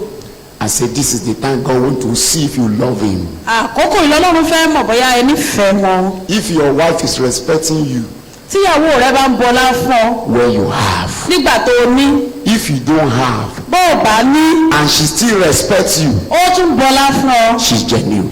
ó jẹ́ni tó jẹ́ lóòótọ́ I nìyẹn. don't know if anybody agree with me. ṣé ẹ gba ilé ìgbọ́. If your salary stop, báwo oṣù rẹ bá dúró. you will know that your wife have ear problem. ó mọ̀ pé tí wọ́n ń dún ìyàwó rẹ. Sweetheart, olólùfẹ́ mi. ó yẹ burú dànù. Cannot serious. ọwọ́ mi. Ọ̀ní. kọ pẹ́pẹ́ mi. Àpapọ̀ òrodo. Sweetheart. Olólùfẹ́ mi. Useless man. Oníranù. I'm just suffering here. Somebody never eats this morning. Ìyẹn jẹ́ látàárọ̀ dájí àbí. Sweetheart called Pepper Heart. Olólùfẹ́ kọ́. As we are walking towards Alátani. Honey said, Ọ̀ní. hello, I'm coming. I said, oh, are you calling me? Jẹ́ àkọlẹ́lẹ́. You know, say, Ó mọ̀ pé. problem don dey come. Nǹkan bẹ lórí òrùlé. Women know that you didn't go out o. Wọ́n mọ̀ pé ò jáde. He asked for money yesterday. Wọ́n bèrè owó lánàá. You told him he get as things be now. Ó wá sọ pé nǹkan ò sí. You didn't go out, it was Saturday. Ó mọ̀ pé ò jáde o. Sunday morning. Láàárọ̀ ọjọ́ Sunday. You have to repeat it. Yóò tún padà wá. Honey, Olólùfẹ́. I told you about a particular money yesterday. Mo sọ owó kan fún ọ lánàá. How far? Bó wa ni bóyá gẹ́lì ti sùn lówó mọ́jú. Sweetheart, I didn't go out now. You saw. We are together. Oh, sorry. Má bínú. Sorry. Má bínú. Just want to let you know that this need is very, very serious. O fẹ́ kó o mọ̀ pé wọ́n ń dún ìyàn gan. In the evening, Nírọ̀lẹ́ ọjọ́ as you are mìíràn. going to bed, Bẹ́ẹ̀ tó ṣe fẹ́ lọ sùn. your wife will remind you. Yóò tún rán létí. Honey, Ọkọ mi. don't forget the 50,000 I told you. Mo gbàgbé owó tí mo béèrè o. But I said, what is it? Bóyá kò sanwó. If the love is genuine, Bó bá jẹ́ ìfẹ́ tó jẹ́ ti tòótọ́. when things go tough, Tí nǹkan bá le. the love increase. Ìfẹ́ á pọ̀ sí. But if the love is not genuine, Tí ìfẹ́ yóò bá ṣe tó dájú. begin to see the woman misbehaving. Ẹ wà obìnrin tí ó mọ̀ ṣìwàwù. Begin to see the man misbehaving. Ẹ rọ ọkùnrin tí ó mọ̀ ṣìwàwù. If the man is honoring you because you are working, Tọkùnrin bá ń bu ọlá fún ọ torí pé ò ṣiṣẹ́. you bring something to the family, Òun nǹkan wọlé. and now you have issues in your place of Bóyá work. wà níṣẹ́ mọ́ báyìí. Some people are just sitting down here useless. Àwọn kan jókòó kálé wọn wúlò. They are just eating. Wọ́n sàn dá jẹ The ni. only one working. God just help me. The person not work and die in this house. Ọlọ́mọdé àṣìṣe kú báyìí ní The ìta. man is complaining, oh. Ó ń wú lórí yẹn. He married you because you have a good job. Iṣẹ́ tó ń ṣe lójú ojú Your rẹ̀. beautiful face plus your beautiful salary. Ojú rẹ̀ rẹwà àti àpò rẹ̀ kì í ṣe wó. A love. Ó ló bí ìfẹ́ yẹn. But when your beautiful face is subtracted from your beautiful job, Tá a bá wá yọ ojú tó rẹwà yẹn kúrò nínú àpò. it becomes grumbling. Àwa dìgbẹ́yàn ń kúrò. Sweetheart, where are you? Olólùfẹ́ gbọ́lẹ̀wà. It's 4 o'clock. You are not yet back. Aago mẹ́rin rẹ̀ tí ì dé. You know I'm the only one working in the family. Ṣé o ti mọ̀ pé mi mò ń dá ṣiṣẹ́ nílé báyìí? You know your work has stopped. Iṣẹ́ rẹ ti dúró. I have to look for other means. Mo ní láti wá ọ̀nà Because mìíràn. the way things are going now. Torí bí nǹkan ti ń lọ. Hey, I don't want to be selling my trouser before eating. Ìfẹ́ máa ta ṣòkòtò jẹun. Why are you talking like this? Kí ló dé tẹ̀ sọ̀rọ̀ báyìí? Sorry, I'm not complaining anyway. Èmi ò wí jọ́ o. Indirectly, he's telling you that he's tired of you. Ó sọ fún ọ pé wo ọ̀rọ̀ rẹ ti sùn o tẹ́lẹ̀. Honey, Olólùfẹ́. your honest as a result of 120,000 that enters the family at the end of the Bóyá night. torí owó ti ń wọlé. But when God want you to know the person you love. Tọ́lọ́run bá fẹ́ kó o mọ ẹni tó fẹ́ràn rẹ Had a nítòótọ́. story of a woman that ran away from a marriage because the man is sick. Wọ́n gbọ́ ìtàn kan obìnrin tó sá kúrò nílé nítorí pé ọkọ rẹ̀ Came ṣàárẹ̀. back home one day. The woman emptied her property Obìnrin kó gbogbo ẹrù ọkọ. and disparate. Ó bá họ. You know what they call disparate? Ó pòórá. It is pharaohs. Ó pòórá. The man was looking for, say, where is this? Ọkùnrin yẹn wá ń wá. Call the line. Ó pe àtẹ̀jíṣẹ́ rẹ̀. Switch off. Ẹ̀rọ ìléwọ́ ó pa. Did they kidnap this woman? Ṣé wọ́n jí gbé? If they kidnap her, will they kidnap her with her property inside my Ṣé house? wọ́n ó tún jí ẹrù rẹ̀ gbé pẹ̀lú rẹ̀? After a while, Nígbà tó ṣe díẹ̀. he heard that the woman had remarried to another person. Ó bá ti rí wípé ó ti rí You may not know genuine love ẹ lè má mọ ìfẹ́ tó dájú people have for you táwọn èèyàn bá ń tó ní fún ẹ until you are broke. àfìgbà tó o Until bá things change for you. tí nǹkan nira fún Until ọ things are not like before. tí nǹkan ò dàbí You tẹ́lẹ̀ discover mọ́ that your friends will be reduced. ó rí nípa ọ̀rẹ́ rẹ̀ ò ní pọ̀ mọ́ Friendship is sweet when you have. ọ̀rẹ́ máa ń dùn tó o bá ní But if you don't have, tó o ò bá ní. they will show you the way to your house. wọ́n wá fọ̀nà ilé rẹ hàn. So God want to test your love. Ọlọ́run fẹ́ dán ìfẹ́ wa wò. When things are hard, nígbà tí nǹkan bá le. something will sustain you. ohun kan wà tí ó dá ọ sí. Only one. ó kan ṣoṣo. Your love for God has failed. ìfẹ́ rẹ sí Ọlọ́run ti kù. God want to see the love of God to sustain you. Ọlọ́run wá fi ìfẹ́ tirẹ̀ láti dá ọ sí. Love of God ìfẹ́ Ọlọ́run will start sustaining you. yóò wá dá ọ sí. I fasted. mo gbàwẹ̀. I prayed. ó ti gbàdúrà. Nothing is happening. ó kàn ò ṣẹlẹ̀. You now hope on God. wàá wá ní ìrètí nínú Ọlọ́run. Romans chapter 5 verse 5. ìwé Róòmù orí 5 ẹsẹ̀ 5. I quoted it in the first service. Romans ṣe ẹsẹ̀ 5:5. bíbélì fún wa ní Please put it on the ìsìnkí. screen. The scripture made us to know that love, that the hope maketh not ashamed. Why? Because the love of God is shed abroad in our heart by the Holy Ghost in which is given unto us. See, I cannot be ashamed because I don't have husband. èmi ò lè tijú nítorí pé mi ò lọ́kọ. Why can't you be ashamed? Your mate are married. ẹgbẹ́ rẹ ti lọ́kọ. You say you love God. Your husband have left you. You say you love God. You have lost your job. You say you love God. You drop a seed on the altar. All of a sudden they carry your husband to Boko Haram. wọ́n bá ti kọ́kọ́ rẹ lọ sí. How can they carry my husband to Boko Haram? How can we sow seed in the church? Is God still alive? Ọlọ́run wà láàyè. At that time, nígbà yẹn. God want to see the love of God ìfẹ́ Ọlọ́run in your heart. nínú ọkàn rẹ. If that love of God sustains you, tí ìfẹ́ yìí bá wá dá ọ sí. God know that you belong to Him. ó mọ̀ pé tirẹ̀ ló ń ṣe. He knew that your love for Him is real. yóò wá mọ̀ wípé He knew ìfẹ́ that rẹ this dájú. love is genuine. ó mọ̀ pé This love ìfẹ́ yìí dájú. is not fake. kò kí ṣe Very multi-billionaire. ẹnìkan wà tó jẹ́ pé ó He found a lady. ó bá obìnrin kan And pàdé. talked to the lady. ó bá obìnrin kan It's sọ̀rọ̀. okay. ó lóun ti. Before you know it, the love starts increasing every ìfẹ́ day. yẹn wá ń pọ̀ sí. And the friend said, what are you doing? kí lẹ̀ ń ṣe àwọn ọ̀rẹ́ wa You ń. think that this lady love you? ó rò pé ọmọbìnrin yìí It's fẹ́ your money. owó rẹ So ló fẹ́. no. ó ní rárá. This guy is genuine. ọmọ I ìdájú. met this. wọ́n ti bá This obìnrin. one is special. eléyìí. She doesn't ask me for anything. kò kí béèrè If kankan I lọ́wọ́ ask mi. him what do you want to say, I'm okay. tó bá ti béèrè yóò lóun ti wọ́n ohun nílò kankan. He said she's pretending. Oh, ó ń díbọ́n ni. she's pretending. ó ń díbọ́n. She's a pretender. ó ń díbọ́n. Before you know it, this man arákùnrin yìí and his friends, àtàwọn ọ̀rẹ́ rẹ̀ they team up. wọ́n wá parapọ̀. They say let's do something. ẹja ṣe So kankan. what is that? kí ni nǹkan náà. Before the wedding day, kó tó di ọjọ́ ìgbéyàwó. they say no. What do you want to do? I fixed my wedding date already. ó ti mọ́jọ́ náà. It's okay. Let it be after wedding.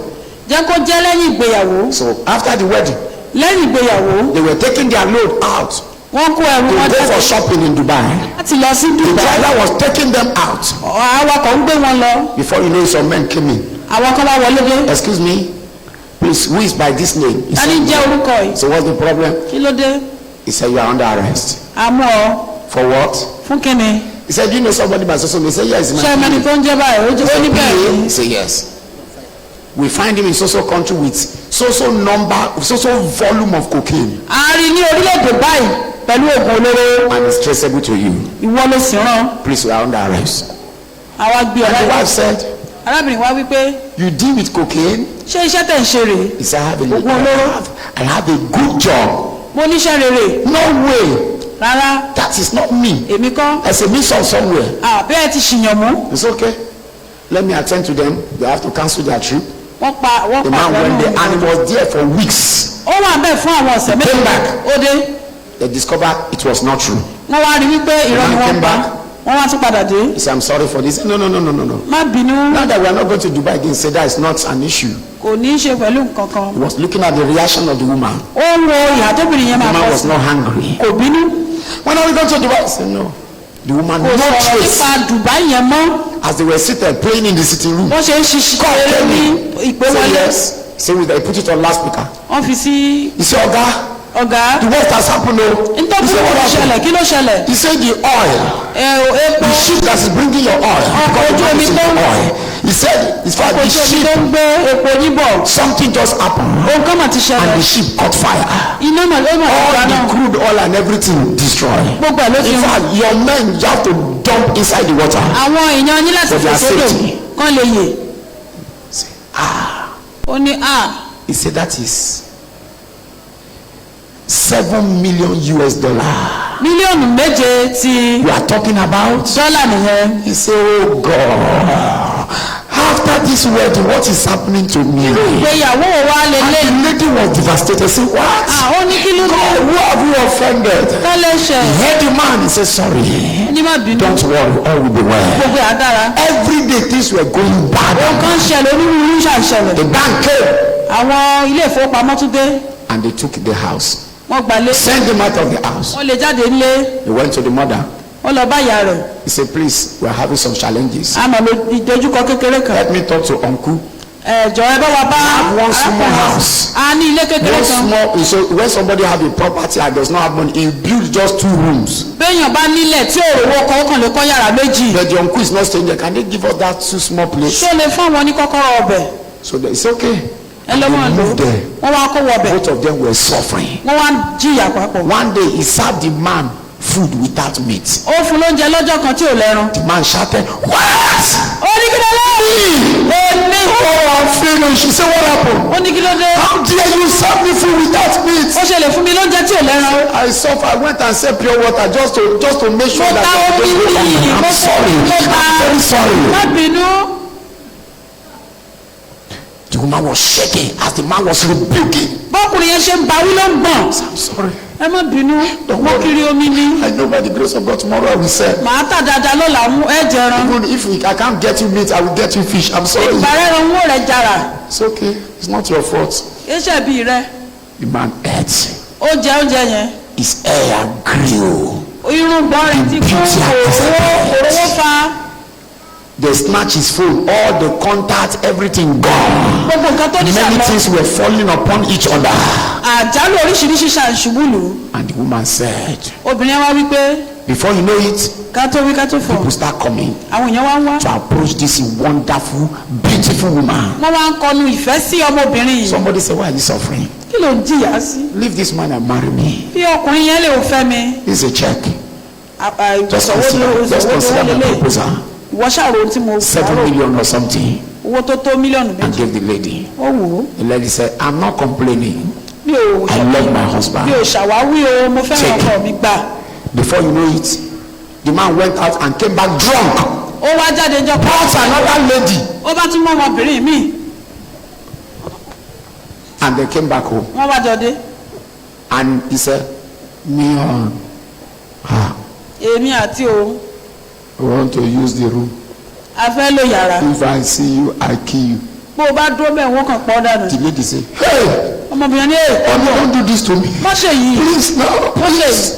You need to leave her. Don't touch him. He said, what's the problem? kí ni wàhálà rẹ. They entered together, they shut the door. wọ́n tilẹ̀kùn mọ́rí. They were there for some wọ́n hours. kàn jọ dúró síbẹ̀. Came back again. ó bá tún padà He dé. still knelt down. ó tún kúnlẹ̀. Sweethearts, olólùfẹ́. don't allow poverty to make you to behave like this. má jẹ́ kí òṣì ó jẹ́ òṣì wà wọ́n. Please, jọ̀wọ́ I beg you. mo bẹ̀ ọ́. Please, jọ̀wọ́ I beg you. mo bẹ̀ ọ́. To cut the long story short, láti gé gbogbo ẹ̀ pọ̀. all the pressure was on him. gbogbo wàhálà yẹn wà lórí ọkọ. Yet, the woman did not fail. gbọ́ obìnrin yẹn òkú náà ó. One day, ní ọjọ́ kan he said, let's go somewhere. ó ní járe Where are we nìkan going? He said, let's go somewhere. já lọ síbi He kan. was carrying some. He said, no, drop everything. He said, won't you go with our things? He said, no, we are ṣé traveling. ẹnìkan ẹrù wa lọ́wọ́ lọ. Before you know it, he took cab ó gbọ́kọ̀. and they drove down to their former house. wọ́n wá lọ sílé wọn tẹ́lẹ̀tẹ́lẹ̀. He said, what are we doing here? kí la tún ṣe níbí. The bank have collected the house. báwo ní kíní ti gbà á. Honey, let's go. They will embarrass us. wọ́n lé wa o. He said, don't worry. I will explain some things. wọ́n á sọ àwọn They kan entered, fún wọ́n wọnú ilé yẹn. opened the door. wọ́n ṣílẹ̀kùn. The former gate man that left because they can't pay him salary.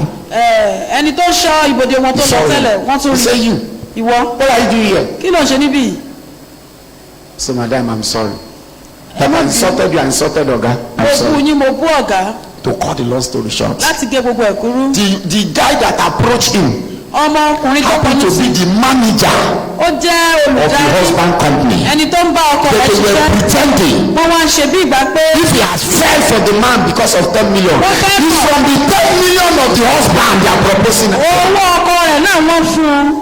but she passed all the tests. ó mà yege ìdánwò. She now said something. ó wá sọ nǹkan. You allow me to go through all this pain ó jẹ́ kí n la gbogbo ilé ìkọjá. because you want to prove something. torí mo fẹ́ mú nǹkan fìdí kan. Now that you are rich, nígbà tó ti wá lọ́rọ̀. I no marry again. èmi ò ṣe mọ́. For you to know that your money is rubbish to me. torí pé bó lè mọ̀. You are the one I love. wọ́n ní mo fẹ́ owó kọ́. Not your money. owó yẹn kọ́. He said, my friends deceived me. àwọn ọ̀rẹ́ They wọn ló told me sọ̀rọ̀. that it's because of my money. àwọn ló sọ fún wọn pé But I am sorry. má bínú. Now it's very glaring that you loved me. ó ti dájú pé o nífẹ̀ẹ́ I mi will báyìí. make it up for you. màá wá san fún With ọ anger, pẹ̀lú ìbínú. he walked out of the marriage. ó jáde kúrò ní ìgbésẹ̀. Left. ó kúrò. They were begging him. wọ́n bẹ́ẹ̀. She said, no way. ó ní rárá. The man said, ọkùnrin wá you wípé my friends, ẹ̀yin ọ̀rẹ́ mi you made me suffer this. ẹ̀yin lè jẹ́ kí n la You ilé made ìkọjá. me go through this pain ẹ jẹ́ n la wàhálà and ìkọjá. this woman to go through this torture. àti obìnrin láti la èyí kọjá. Walk out of my life. ẹ kú ònú ayé mi. In fact, the man said, I'm just going to somewhere, maybe I just want to travel. ó ṣàfẹ́ wá gbígbà lọ. I want to shut down this house, I'm going out. Oh, Lord. As the man was going out, bó ṣe ń lọ he saw the lady coming back. ó wá rí tó ń padà He bọ̀. said, what happened? He said, I asked myself, Kò if gbé- I suffer with you, tí n bá bọ̀ jìyà now that you say things have changed, tí nǹkan ti wá I'm nípa. going to be a fool to go. obìnrin ó lóun yóò jẹ́ ogún gan ó yà ti gbọ́ kan. And hurt the man. All the truth. gbogbo He said, ìṣèlú now that you have proved you love me, what I hold ohun tí mo ní is yours. náà ní tirẹ̀. And that is the dimension that God wants you to enter. ìpele tí ọlọ́run fẹ́ ká wọ̀ lélẹ́yìn. That dimension. ìpele yìí That what he has tẹ́pẹ́ tó jẹ́ tọlọ́run is yours. ó jẹ́ tiwa ìlú. I will quote a place and I close it. wọ́n sọ pé ẹsẹ̀ bíbélì kan John fún 21, ìwé Jòhánù verse 16 that we read. 16, 15, 16, 17. Please put it on the screen, please. John 21, 15, 16, 17. Jòhánù orí Please, can we kọkànlélógún ẹsẹ̀ kẹẹ̀ẹ́dógún. One to go. nígbà tí wọ́n ti jẹun. Jésù Jesus said unto Simon Peter, Simon the son of Jonas, lovest thou me more than this? jẹ́ wá fẹ́ mi ju èyí lọ. More than this? ju èyí lọ ju àwọn kan wọ̀nyí lọ. More than money?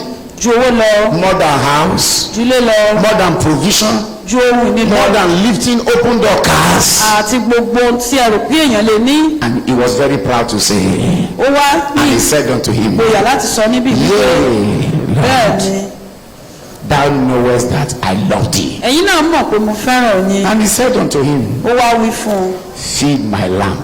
gbọ́ àwọn ọ̀dọ́ àkùtàn mi. Those who love God for this, àwọn tó fẹ́ràn ọlọ́run nítorí àwọn nǹkan wọ̀nyí they are babies. wọ́n jẹ́ ọ̀jẹ̀ When wẹ́wẹ́. you say lamb, tá a bá ń sọ nípa ọ̀dọ́ it's a àkùtàn very small sheep ó ní í ṣe pẹ̀lú àwọn ọ̀dọ́ àkùtàn that cannot be exposed to any danger.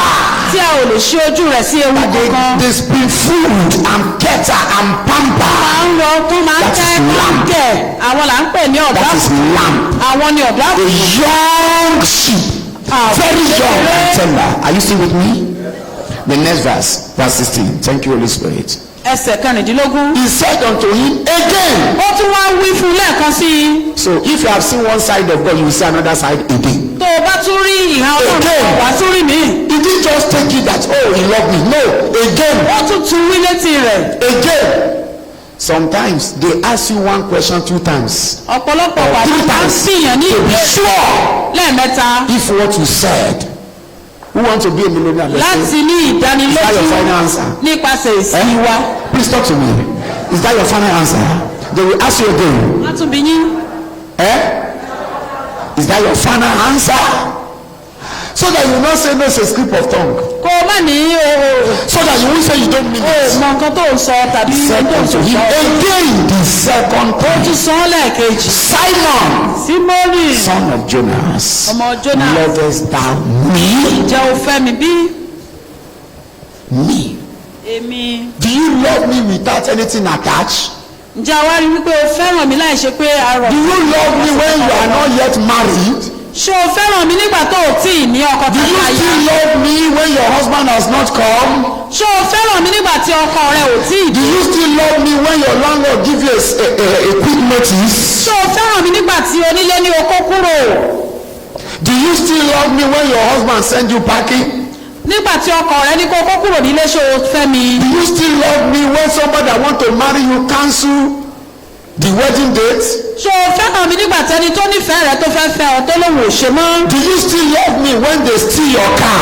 nígbà tí wọ́n jí ọkọ rẹ gbé ṣé o Will fẹ́. you still come to church? Do you still love me? ó tún wá sínú ìjọ. Do you still love me when the child sleep and he could not wake up? tọmọ sùn tí ò jí ṣé o ìfẹ́ràn Ọlọ́run. Do you still love me? ṣé ìfẹ́ rẹ dájú. I don't know if I'm talking to somebody. Yes, sir. Do you love me? ǹjẹ́ o fẹ́ mi. Not this, me. ṣé o fẹ́ràn mi. Why is he referring to this? kí ló dé tó fi ń sọ pé àwọn nǹkan wọ̀nyí. Jesus just gave Peter and his people miracle. Jésù fún Pétérù àti àwọn ènìyàn rẹ̀ níṣẹ́ ìyanu. They were stranded all the night. gbogbo alẹ́ ni wọn ò Because rí Jesus sọ. told other disciples, me, I'm going and fishing. èmi fẹ́ lọ mọ́ I ọ̀pẹ cannot dá. continue to wait for the man at this èmi sea. ò lè máa dúró dẹnìkan. And the Bible says 8 of his disciples follow him. àwọn mẹ́jọ ló tẹ̀lé. 8 plus 1, what's the number? How many remain out of 12? 3 mẹ́ta remain. péré ló kù. He has a convincing power. ó ní ipá. So Jesus will go after him Jésù ní láti lépa and rẹ̀. say, Peter, you will small show. Pétérù ó What I came to do for 3.5 years, you want to tamper with ó it. fẹ́ bá ṣe ọdún Just mẹ́ta because of àbọ̀dẹ́. this. torí àwọn nǹkan wọ̀nyí. Just because of this. torí àwọn nǹkan wọ̀nyí. You want to discourage new convert just because of this. ó fẹ́ lé àwọn tó bí People that know you to be a choir leader, choir this. They will not be coming to say, why is also brother not in church? wọ́n máa ń ní pẹ́kílẹ́lẹ́ tálákùnrin You òní. now beg them because of your need. ó wá nítorí àìní rẹ. Do you love me more than this? tó o fẹ́ mi ju èyí lọ. He asked them, children, ọmọ have you catch anything since morning? ẹ̀yin ọmọdé ṣe ti wá. He said, we have been here since àkọ́kọ́ látàárọ̀ yesterday. wọ́n láwọn ti wà bí látàárọ̀. Nothing. a ò rò kankan mú. Jesus said, I thought leaving me mo rò pé fífi mí sílẹ̀ will bring lifting. yóò gbé ìgbéga wá fún I yín. don't know that things will still go worst. mi ò mọ̀ pé nǹkan ó tún bàjẹ́ pátápátá fún Okay, yín. now that I'm here, nígbà tí mo dẹ̀ ti wà níbí. cast your net in the right side. ọ̀ya ju àwọn rẹ síbòmí. Bible says the fish now were so many. bíbélì ní pé ẹja wọn tí wọ́n The pa first pọ̀. one, alákọ̀ọ́kọ́ net did not break. ìwà this time ìyá around, ní kejì. They were doing it in disobedience. wọ́n ṣe nínú The ìgbọràn. Bible says, and the net broke. bíbélì ní wípé àwọn ya. Peter looked up Pétérù wòkè. and John told him, Jòhánù wá wí fún pé that is the Lord. Olúwa wà nìyẹn. He was so blind that he can't see him, he can't know him any longer. àwọn ohun àìní yẹn fọ́ ojú ẹ̀ débi Because of your needs, you can't recognize that today is Sunday. On Sunday now you are watching television. And you are àìní watching rẹ ò jẹ́ kó o mọ̀ pé your facility state is so much kò padà sẹ́yìn rẹ that you are not ti different from unbeliever around now ask, oh, God, you know they go church wọ́n today. àmọ́ bí pé lọ sọ́ọ̀sì lẹ́mìí ni. Bros, arákùnrin I hope all is well. ṣé kò sí wàhálà. For a while now you have not been going to church like àmọ́ before. rí kẹ́ ẹ mọ́ kọjá lọ sọ́ọ̀sì Say rẹ. church. Now business Ìjọ, now. ó I visit church ṣokòwò for mi business báyìí. these days. ṣòkòwò mi. Statement that is coming out of your mouth. èdè tó ń ti ẹnu rẹ jáde nìyẹn o. Unbelievers are nodding their head. àwọn alágbàgbọ́ wa ń mirí fún ọ. Jesus said, cast your net at the right side. Jésù ní ó yá ju And àwọn he rẹ caught sọ́wọ́ many ọ̀tún. fishes. ó wá pa ọ̀pọ̀lọpọ̀ He ẹja. dropped what he caught. ó fi tó pa sílẹ̀. Jump inside the water. ó wọnú ó The bẹ́ Bible sínú said odò náà. because he was naked. torí wípé òwò ló wà. Where he was struggling, níbi tó ti ń tiraka tó ṣe he làálàá. was naked. ó ti jára ẹ̀ sí òwò. Catching fishes yesterday he was naked. ṣe làálàá látàná. Jump inside. ó fẹ́ bẹ́ sínú odò. He came to the seashore.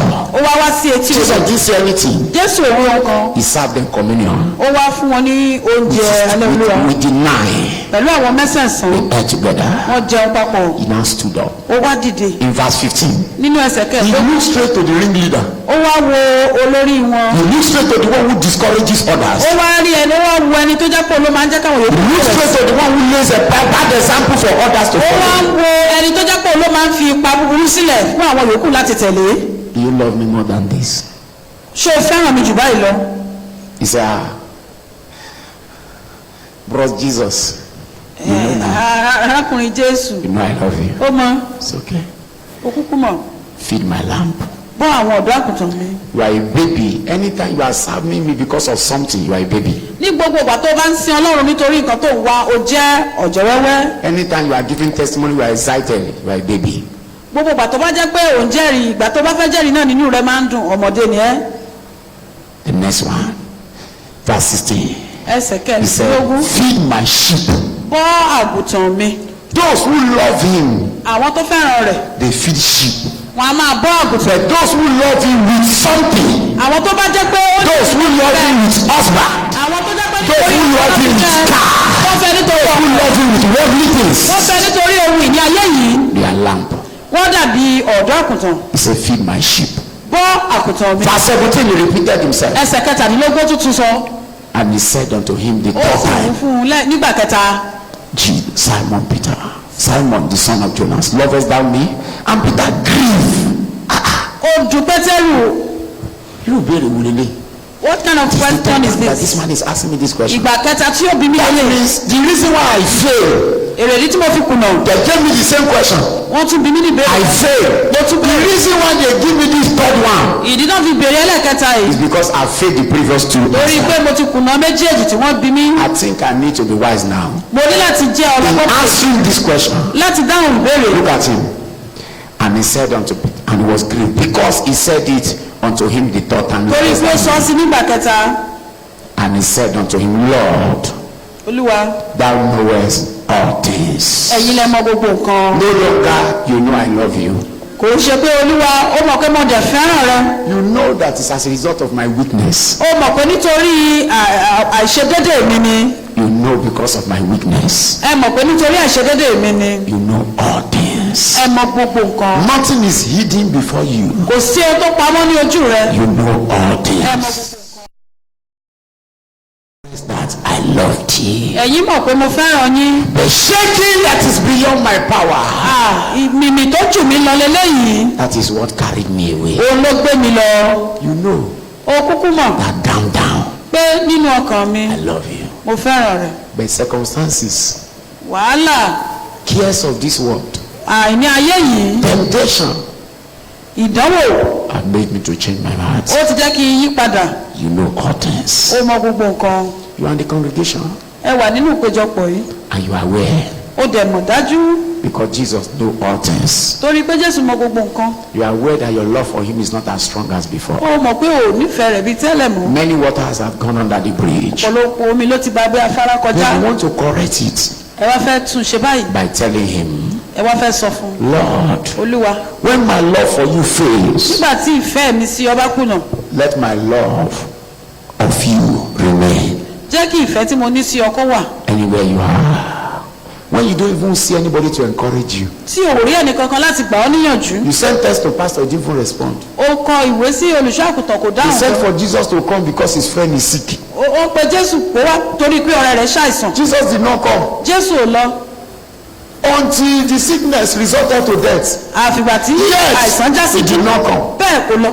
They bury him. Yes, he did not come. kò lọ. After 4 days, lẹ́yìn ọjọ́ mẹ́rin he appeared. ló bá dé. If you are the one, what will you say?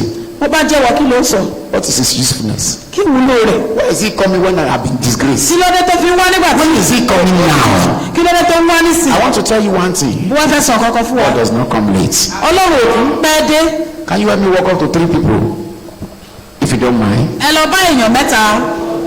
Tell them that God does not ọlọ́run ò come ní late. pẹ́ dé o. It's not a late comer. èpẹ́ dé. God does not come late. ọlọ́run èpẹ́ dé. If you think that he's coming late, you tó bá rò pé kò must be dá a ọlọ́run liar. pé òkúrọ́ ni. Number 2 question.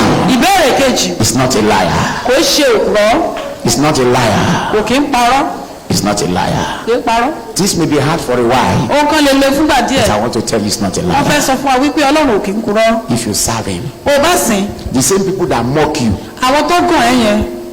they will be the one to celebrate with you. àwọn náà ni ó wàá bá ọ yọ̀. Things are hard now. nǹkan le fún ọ báyìí. Things are very difficult now. nǹkan nira. To eat is a problem o now. ò lè jẹun. Your wife is even insulting you. ìyàwó rẹ tó rí ọ fi ó ń bú ọ. Don't worry. má bìkítà. Don't allow what comes out of your mouth to stop má jẹ́ kí ohun rere tó ń fi ẹnu rẹ sọ kó dúró. in your difficult times. nígbà tí nǹkan bá nira. Don't change your confession. má yí ọ̀rọ̀ rẹ padà. That is what will keep you. ohun tó máa fi tó wá fún ọ. Anytime you speak, ní gbogbo ìgbà tó o bá sọ̀rọ̀. 5 people hear you. àwọn èèyàn márùn-ún ní gbọ́. Are you here? Yes, sir. I'm not sure you are here. Anytime you speak, how many people? èèyàn márùn-ún ló máa ń gbọ́ wa tá a bá sọ̀rọ̀. 5 people. Talk to me. 5 people. 5 people listening to you.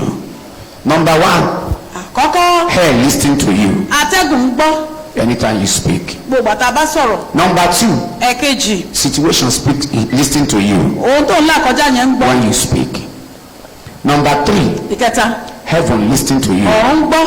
When you speak. tó o bá sọ̀rọ̀. Number 4. ìkẹrin. People in the environment. àwọn tó wà And lágbègbè the rẹ. environment àti agbègbè yẹn listens to you. ó ń gbọ́ ohun tó ń wí. When you speak. nígbà tó bá ń sọ. Number 5. ìkarùn-ún. You yourself ìwọ ti kára rẹ. hear yourself. ó ń gbọ́ ohun ara rẹ. When you speak. tó o bá sọ̀rọ̀. It shall be well with me. yóò dára fún mi. How many of you had me? ẹ̀yin mélòó lẹ gbọ́. Things will not remain like this. Oh. nǹkan ò ní kù báyìí kò ní How many of you had me? ẹ̀yin mélòó lẹ gbọ́. When my changes come, will you be aware? tí ìyípadà What are you going to say? ó wí. And he has said it before. ó wí. Pastor said it. Oh. wọ́n dẹ̀ sọ ọ́. That God is going to bless us. Oh. pé ọlọ́run á bùkún And fún ọ. pastor said it. Oh. wọ́n dẹ̀ sọ That bẹ́ẹ̀. in this city of ó Ibadan. nílùú Ìbàdàn yìí. See, this whole compound will not contain our church bus. ọkùnrin kò ní He said it. Oh. bíbẹ́ o. He said it. Oh. wí o. Hell is listening. Oh. atẹ́gùn What is coming out of your ó mouth? sọ tẹnu rẹ. Hell is listening. atẹ́gùn gbọ́. If you are speaking what will fuel them or what will destroy them, they are hearing you. wọ́n ń gbọ́ gbogbo ẹ̀ mọ́ sọ. Don't change your confession. má yí ọ̀rọ̀ rere ẹnu ẹ padà. Do not doubt in the dark. má What ṣe you are told in the light. ohun tó gbọ́ ní For the ìmọ́lẹ̀. Lord, stand on your feet. torí ọlọ́run tó pè ọ́ kò kùnà rí. Has never failed at all. out in the dark. Kolara tata. what you want to in the dark. Izimelelelo shata. Kolata pasha. Hear this, church. ẹgbọ́n I want to first pray for this group of people. wọ́n fẹ́ gbàdúrà fún àwọn èèyàn wọ̀nyí. After our prayer, lẹ́yìn àdúrà I want to give you 2 prayer points. mo fẹ́ fún wa ní ẹ̀bẹ̀ àdúrà méjì. How many prayer points? ẹ̀bẹ̀ àdúrà méjì. 2 or 3. Please, this is the time you pay attention because this prayer ẹ is going jẹ́ to ká assist fi you. ẹ jẹ́ ká gbọ́ ohun tí bàbá wa fẹ́ sọ. The first prayer you are going to pray. àdúrà àkọ́kọ́ After that, I will call those who want to dedicate their life to God. wọ́n wá pe àwọn tó fẹ́ túbọ̀ fi ara wọn jì. Those who Ọlọ́run. discover àwọn tó ń rí wípé that their love for God is reducing. pé ìfẹ́ wọn sí ọlọ́run ti ń dínkù. Songs of Solomon chapter 8 verse 6. òní Sólómọ́nì orí kẹjọ ẹsẹ̀ kẹfà. He said love is stronger than death. ó ní ìfẹ́ lágbára ju kú lọ. Love is what? Songs of Solomon 8:6. Say love is stronger than death. orí kẹjọ ẹsẹ̀ kẹfà. In verse 7, he ẹsẹ̀ said keje. many waters ọ̀pọ̀lọpọ̀ omi cannot quench love. kò lè pa náà fẹ́. What is water? kí omi Problems. wàhálà Problem is water. It Wàhálà. cannot quench love. kò lè pa náà fẹ́. Are you still here? Songs of chapter 5 verse 8. ẹsẹ̀ karùn-ún orí karùn-ún ẹsẹ̀ He kẹjọ. said if you find my beloved, tẹ bá bá olùfẹ́ mi that àjọṣẹ́ you mi tell him ẹ wí fún un that I am sick of love. pé àárẹ̀ ìfẹ́ If you find my beloved, tẹ bá rí olùfẹ́ please mi. tell him. Solomon 2:5 confirm that again. Say I am sick. òní Sólómọ́nì orí karùn-ún orí kejì ẹsẹ̀ karùn-ún. See, when everything fails, your love of God ìfẹ́ sí ọlọ́run continue to bring you. á máa pọ̀ sí i. Even when you trek from home and there is no hope of what to kò eat, sí ìrètí tó jẹ one thing sustains you. ohun kan wà tó ń fún ọ ní. When they promoted others and your name did not come out in wọ́n the bá ń list, gbé àwọn yòókù ga níbi iṣẹ́ tó rúkọ rẹ̀ ò jáde something sustains you. ohun kan wà tó ń fún ọ ní ìrètí. Love of God. ó ní ìfẹ́ ọlọ́run. My father and the Lord fasted for many days, wọ́n gbà bàbá wa ní olúwa gbàwẹ̀ fún ọ̀pọ̀lọpọ̀ ọjọ́. and he went to UK embassy. wọ́n wá lọ sí ibi tó ti gbàwé ìrìnnà ti When they UK. got there, nígbà tó débẹ̀ they look at him. wọ́n wò wọ́n. Suleiman,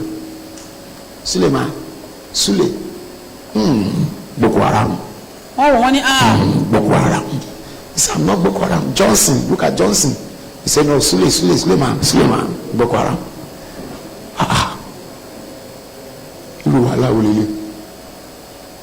Because of the terrorist attack on the what's it called it?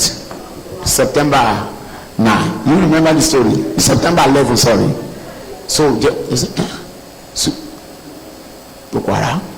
He said when he got home, nígbà tó délé the wife asked, how far? màmá níbo ni. He said, sweetheart, God is good. ọlọ́run dá. How is it? Kapalalabosha. God is good. ọlọ́run dá. Amen. How far? bóòlù. Hey, God is good. ọlọ́run dá pọ̀. Say yes, I know. How far? olólùfẹ́. God is faithful.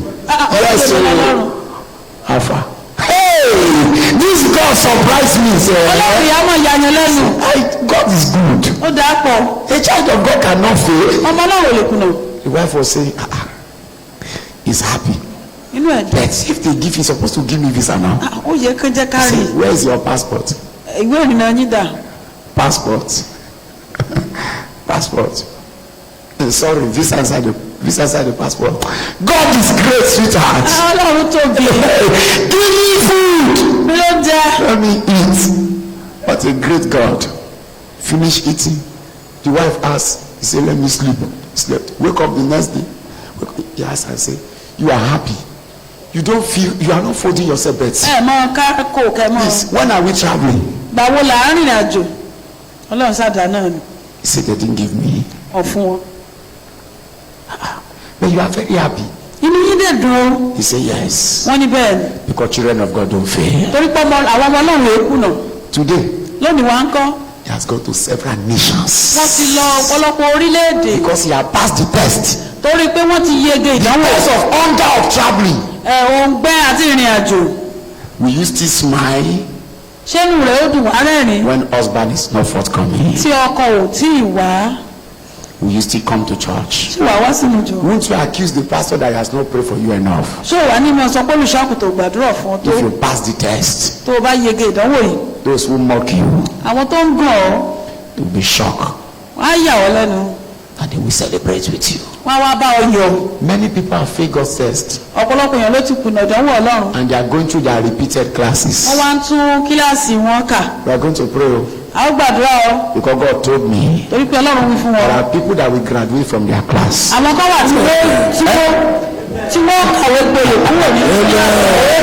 I heard somebody say something. Please, who is that person?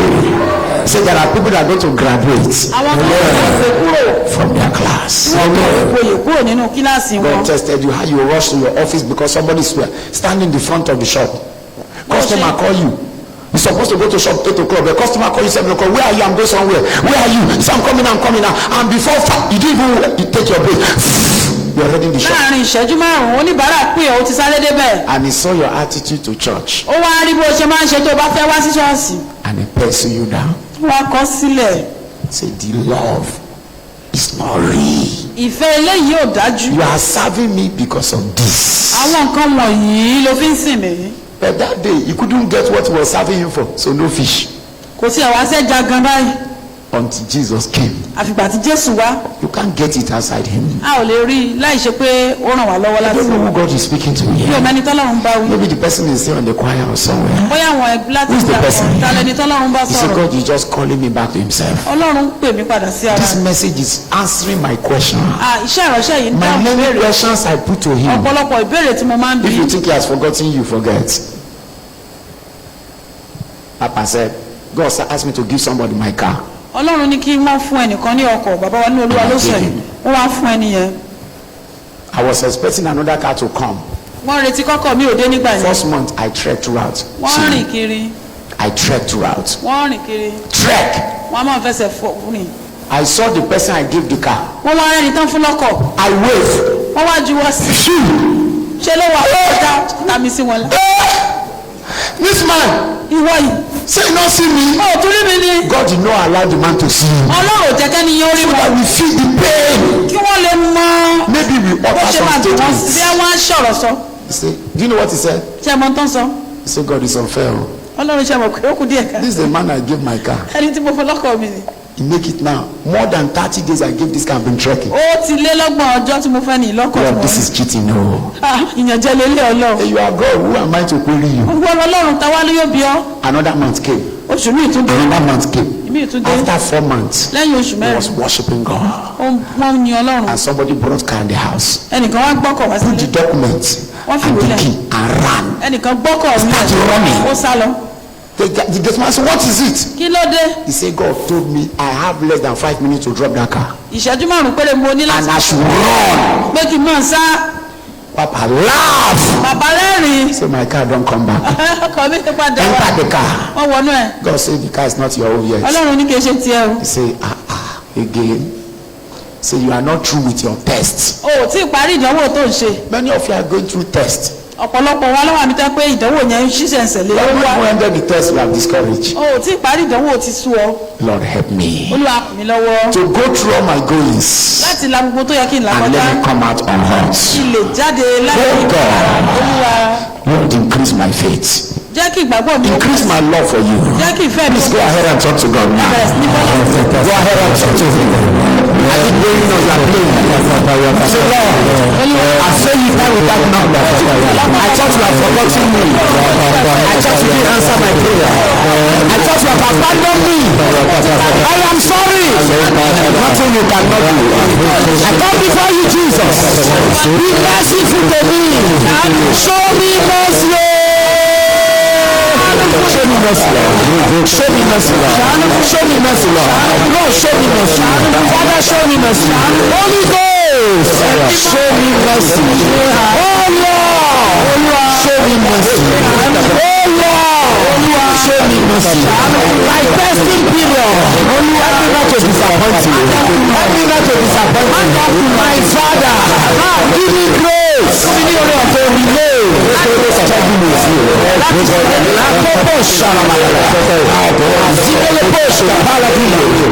In Jesus' name we pray. Say after me, my Father, my Maker. My Father, my Maker. You say it with all your strength. bàbá mi àti ẹlẹ́dàá. My Father, my Maker. bàbá mi àti Please ẹlẹ́dàá. don't allow my weakness má jẹ́ kí ìrẹ̀wẹ̀sì to mi. cancel your plans àṣẹdédé mi. and your agendas ó wọ́gi lé ètò for my rẹ next level. àti ìlànà rẹ. Lord, please Olúwa jọ̀wọ́. don't allow my weakness. má jẹ́ kí àṣẹdédé. Don't allow my complaint. má jẹ́ kí àwa Don't allow my attitude jẹ́ kí to close my next door. ó má ṣe tilẹ̀ In the name of Jesus, please show me mercy. Don't allow my character. má jẹ́ kí ìwọ Don't allow my weakness má jẹ́ kí to àṣẹdédé. cancel your next plan láti wọ́gi lé and ètò your rẹ agenda àti ìlànà for rẹ. my next level. ilé mìíràn Open your mouth and pray. My attitude, the way I serve you, the way I handle your work, the way I do it, the way I prepare myself above you. Oh Lord, oh Lord, oh Lord, strengthen me. Oh Lord, strengthen me. Oh Lord, show me mercy. Show me mercy. Don't let me fail. If you fail, in the days of adversity, the Bible says your strength is small. Oh God, in the day of adversity, help me not to fail. Give me strength to handle adversity. Give me strength to handle challenges. Oh Lord, give me strength to overcome adversity. Oh Lord, give me strength. Give me strength. Let me do your will and not my will. Oh Lord, let me be realistic. Let me be sincere. Oh Lord, help me.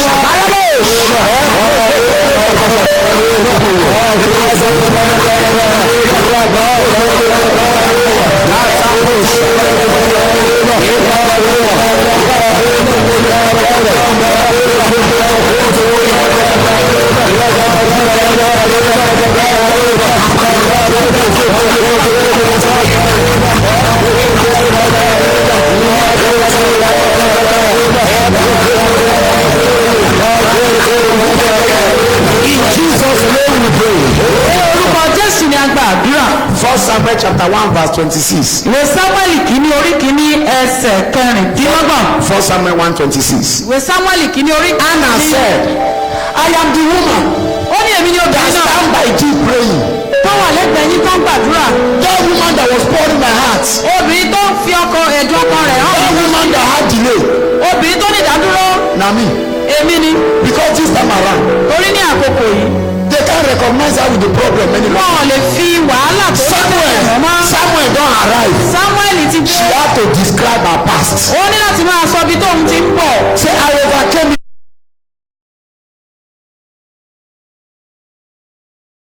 mo kúrò níwájú. And my countenance was no longer sad. Inú mi ò bàjẹ́ mọ́. Verse 18. Ẹsẹ̀ Chapter 1 verse 18. Ẹsẹ̀ kejì. Her countenance was no longer sad. Ojú rẹ̀ ò sì korò mọ́. And the woman, and she said, let thy handmaid find grace in thy sight. Jẹ́ kí arábìnrin. So the woman went away. Everybody read. And did it. And her countenance was. I can't hear you.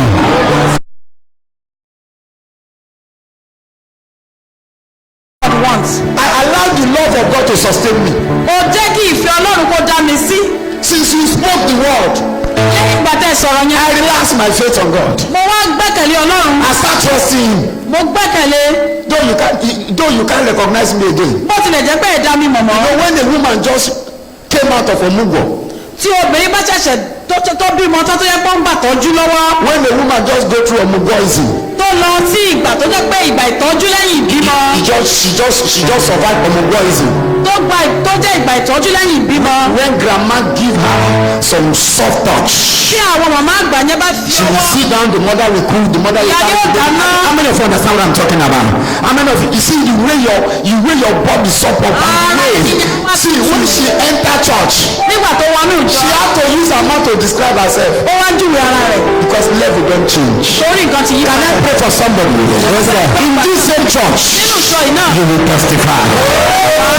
In this same church. Nínú ìjọ yìí. Those that saw your sorrow. Those that saw your ridicule. Which are your Lord. They will see your glory. I said they will see your glory. They will see your glory. I am the woman though. Èmi náà ló bẹ̀rẹ̀. I stand by you praying o. Na me o. Ó gbàdúrà. Say wow. Do you not can't recognize you anymore? Sọ̀rọ̀ pé mi dá ọmọ mọ́. You are changed. Ọmọ ti yí padà. Let me say somebody say you are changed. Ẹ ti yí padà. Congratulations. Ẹ mọ̀ kó oríire kẹ. She was one telling her past. Olójúwe. Because they can't match her past with her present. Wọ́n lè fi ìgbẹ̀yìn rẹ̀ àbí ìgbà àtẹ̀yìnwá wé ìgbà tó wà lọ́wọ́lọ́wọ́ ń sìn. Báyìí kọ́ ni yóò máa rí lọ. It will continue this way. Ó dá mi lójú pé báyìí kọ́ yóò máa rí lọ. It will continue this way. Gbogbo ogun tí a kò dá mi mọ́. Gbogbo ìṣòro tí a kò bí mọ́ mi. Lórúkọ Jésù lè fọwọ́ sọ̀rọ̀ mi pé báyìí kọ́ yóò máa rí lọ. Continue this way. Ó dá mi lójú pé àkóló lè ní àpè bàbá. Ó dá mi lójú pé àkóló lè ní àpè gbogbo. Ìṣòro ayé mi tó ń wo bí àpáta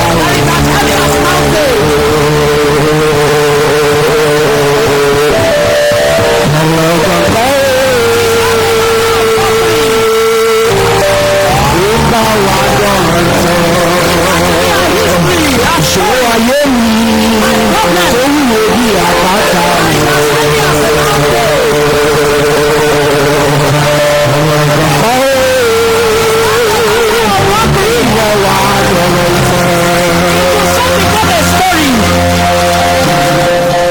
àwọn yẹ kí n dúpẹ́.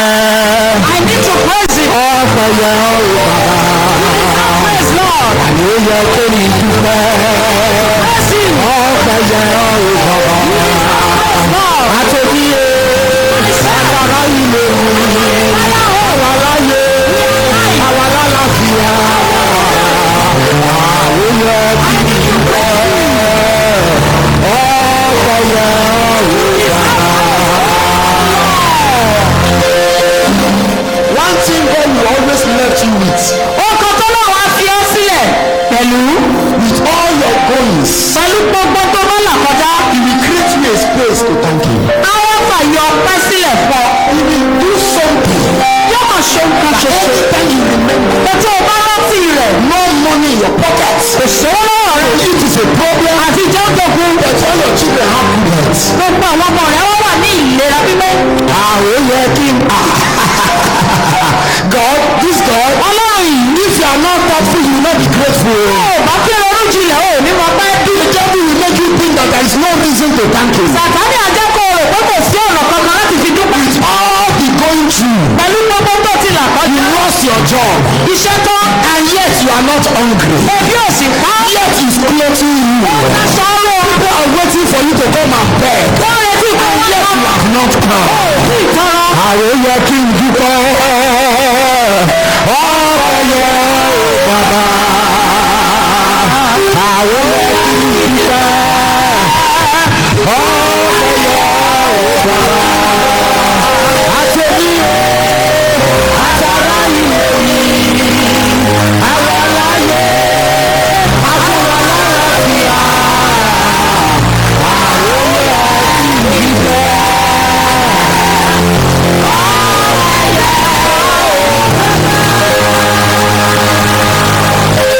Ìjìnlẹ̀ o bàbá, ìjìnlẹ̀ o ọ̀la, ìjìnlẹ̀ ẹni nínú ìjìnlẹ̀. Wait, anytime I'm praying, Ní gbogbo bàtà bá ń gbàdúrà.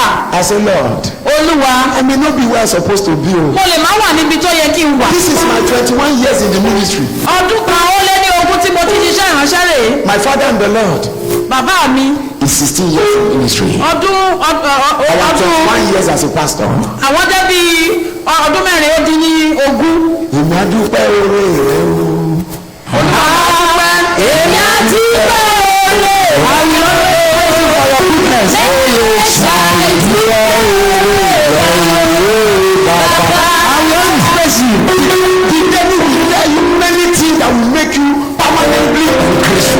Sàtánì àjẹkọ̀ wà nínú ìbànújẹ́ ní gbogbo ìgbà.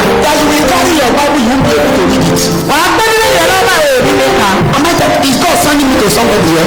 See, you will carry Bible like this. Ó pè Bíbélì lọ. So what I want. Ó ò ní lè kà. Listen, what am I reading? You see, if you have not gone through confusion, Tó o bá tí ì la ìkóríta ìpòrúru kọjá. you have not started to walk with Him. O ò tí ì bẹ̀rẹ̀ ìrìn àjò pẹ̀lú rẹ̀. There are times of silence, no voice. Bàbá wà tó yẹ pé gbogbo à ń wà ní ìdákẹ́rọ́rọ́. Everything stands still. Gbogbo à dúró ṣe. Yes, what is sustaining you at that time is your love. Ìfẹ́ tó ní sí i ni ó dá ọ sí nígbà yẹn. Nothing encourages you. A whole 365 days, no one testimony. Odidi ọdún kan o lè má lẹ́rìí. Nothing to thank God for. Kò sí tó fẹ́ dúpẹ́ lé lórí. You see that. Wàá tún máa jó. One day God will call you this. Owó àwọn pe àwọn áńgẹ́lì jọ níjọ́ kan. Àbẹ́ wàá rí. Can't you see her? Ṣé ẹ̀rọ wọn yìí ni? That is man fear me. Bí ó bẹ̀rù mi. He has gone through our test and he has passed. Ó ti yege nínú ìdánwò rẹ o. Less than 24 hours. Láàárín ọjọ́ kan. You see help coming. Ìrànlọ́wọ́ bá dé. It is as if they hide you for long. Àwọn dà pé wọ́n fi And they ọkọ̀ are just mọ́ bringing you ni. out. Wọ́n wá ṣẹ̀ mú ọ jáde. God is faithful. Olódodo lọ́lọ́run. If you fail in the days of adversity, Tó o bá ti kùnà lọ́jọ́ ogun. your strength is Oṣù rẹ kéré. your strength is Oṣù rẹ small. kéré o. When you fall away in the days of challenges, Tó o bá kùnà ní ọjọ́ ìdojúkọ. strength is small. Okùn rẹ kéré. Man of God, Jíṣẹ́ Ọlọ́run. pray for me. Ẹ gbàdúrà fún mi. God have sent you to me. Ọlọ́run ti rán yín sí mi o. It's just my body that is coming to church. Àgọ́ ara nìkan ní wánú jọ. My spirit is heavy. Ọkàn mi ó wò. I just do some things for people not to know that I'm crying secretly. Mo kàn máa ń ṣe àwọn nǹkan kan káwọn èèyàn má bàa mọ̀ pé mo sunkún ẹkún kọ̀kọ̀. The Lord said I should pray for you. Ọlọ́run ní kẹ́ wá wọ́n fẹ́ gbàdúrà. Please step forward. Ẹ wá ẹ jáde wá. Thank you, Father. Do that very fast. We don't have any time. This is not the time to hand over what you hear. It's the time to take a step of faith. It's a man of God. I just want you to pray. Go through some pains. Go through some challenges, which I believe you can solve and you can end. Anywhere you are, find a way to the altar. You are trusting Him for His touch. You are trusting for His grace. You are trusting for His sustenance. You need to find a way to the altar.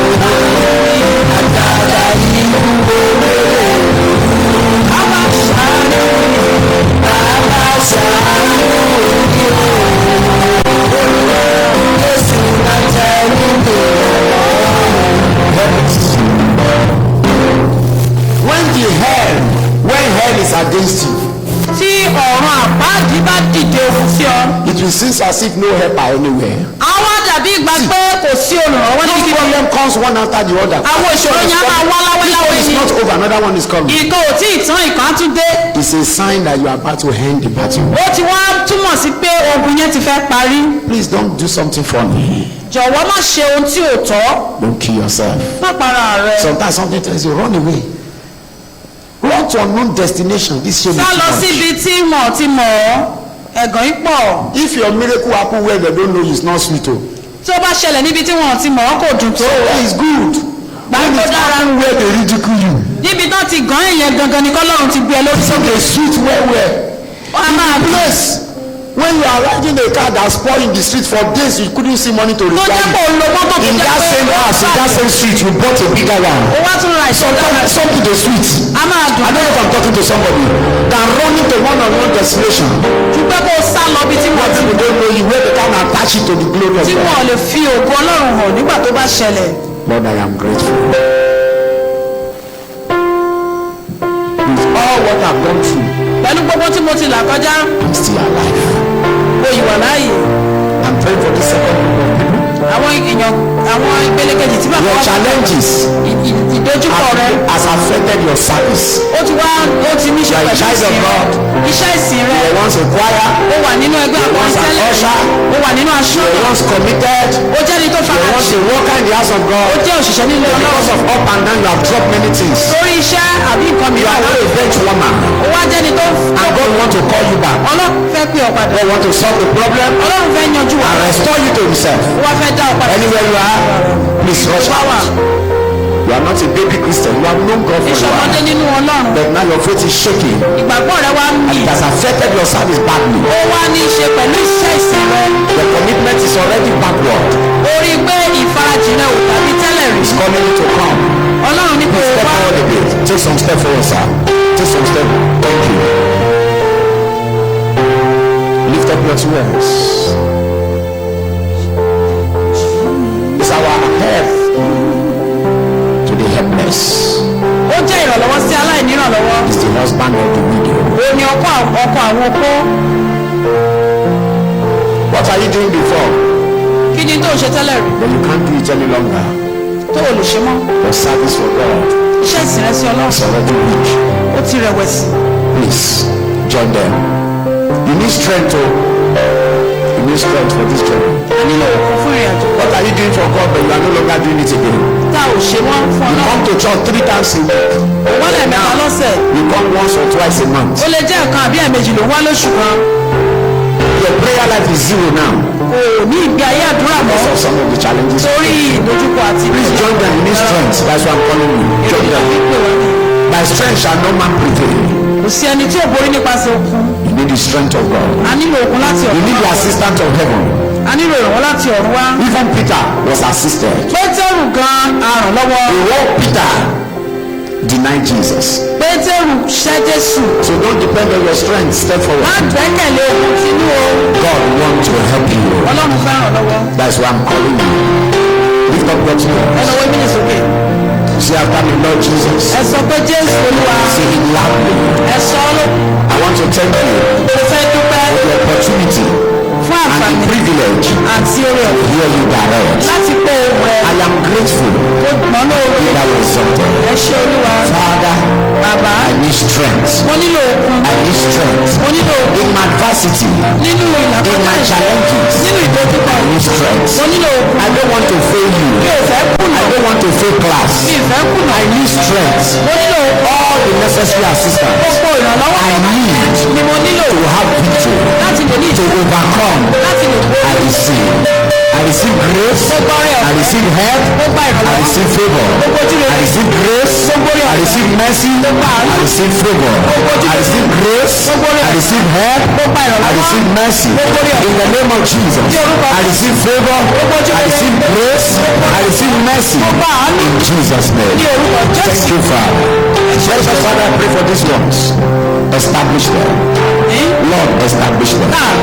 Let their love of God, let their love for you, let their love of God strengthen them. ní jésù Very soon, very soon, very soon. Very soon. Let them pass from this class and go to their next class. Let them graduate from this particular problem in the name of Jesus. Let those who laugh at them join to come and thank God in them. Thank you, my Father. It makes all things beautiful at His own time. I prophesy to you from today, the things begin to become beautiful. Every ugly situation in your life, in your family, in solution access, in your state, in Nigeria, I declare it beautiful. In the name of God the Father, in the name of God the Son, by the mandate of the Holy Ghost. Congratulations. Go and produce your miracle. Go and produce your testimony. In Jesus' mighty name. Somebody excited to be in church. Stand on your feet with a shout of praise. Please pick up your offering.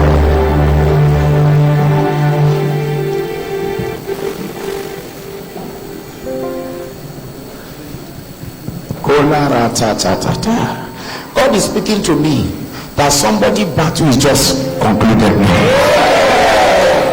I don't know that person. You are going through things. But as you reposition yourself to just praise Him, say, Lord, let my love for you sustain me. Let the love I have for you sustain me in this season. You'll be shocked that the battle will be over sooner than you expect. And you are coming out to testify. Amen. In Jesus' mighty name. Amen. Lift up your offering above your head. You say, good God. True? Talk to me. It's a good God. Congratulations. Lift it above your head. Precious Father, I pray for these hands. All these hands that is lifted will never again and again drop into poverty. May the Lord uphold you and sustain you. In Jesus' fire for name we pray.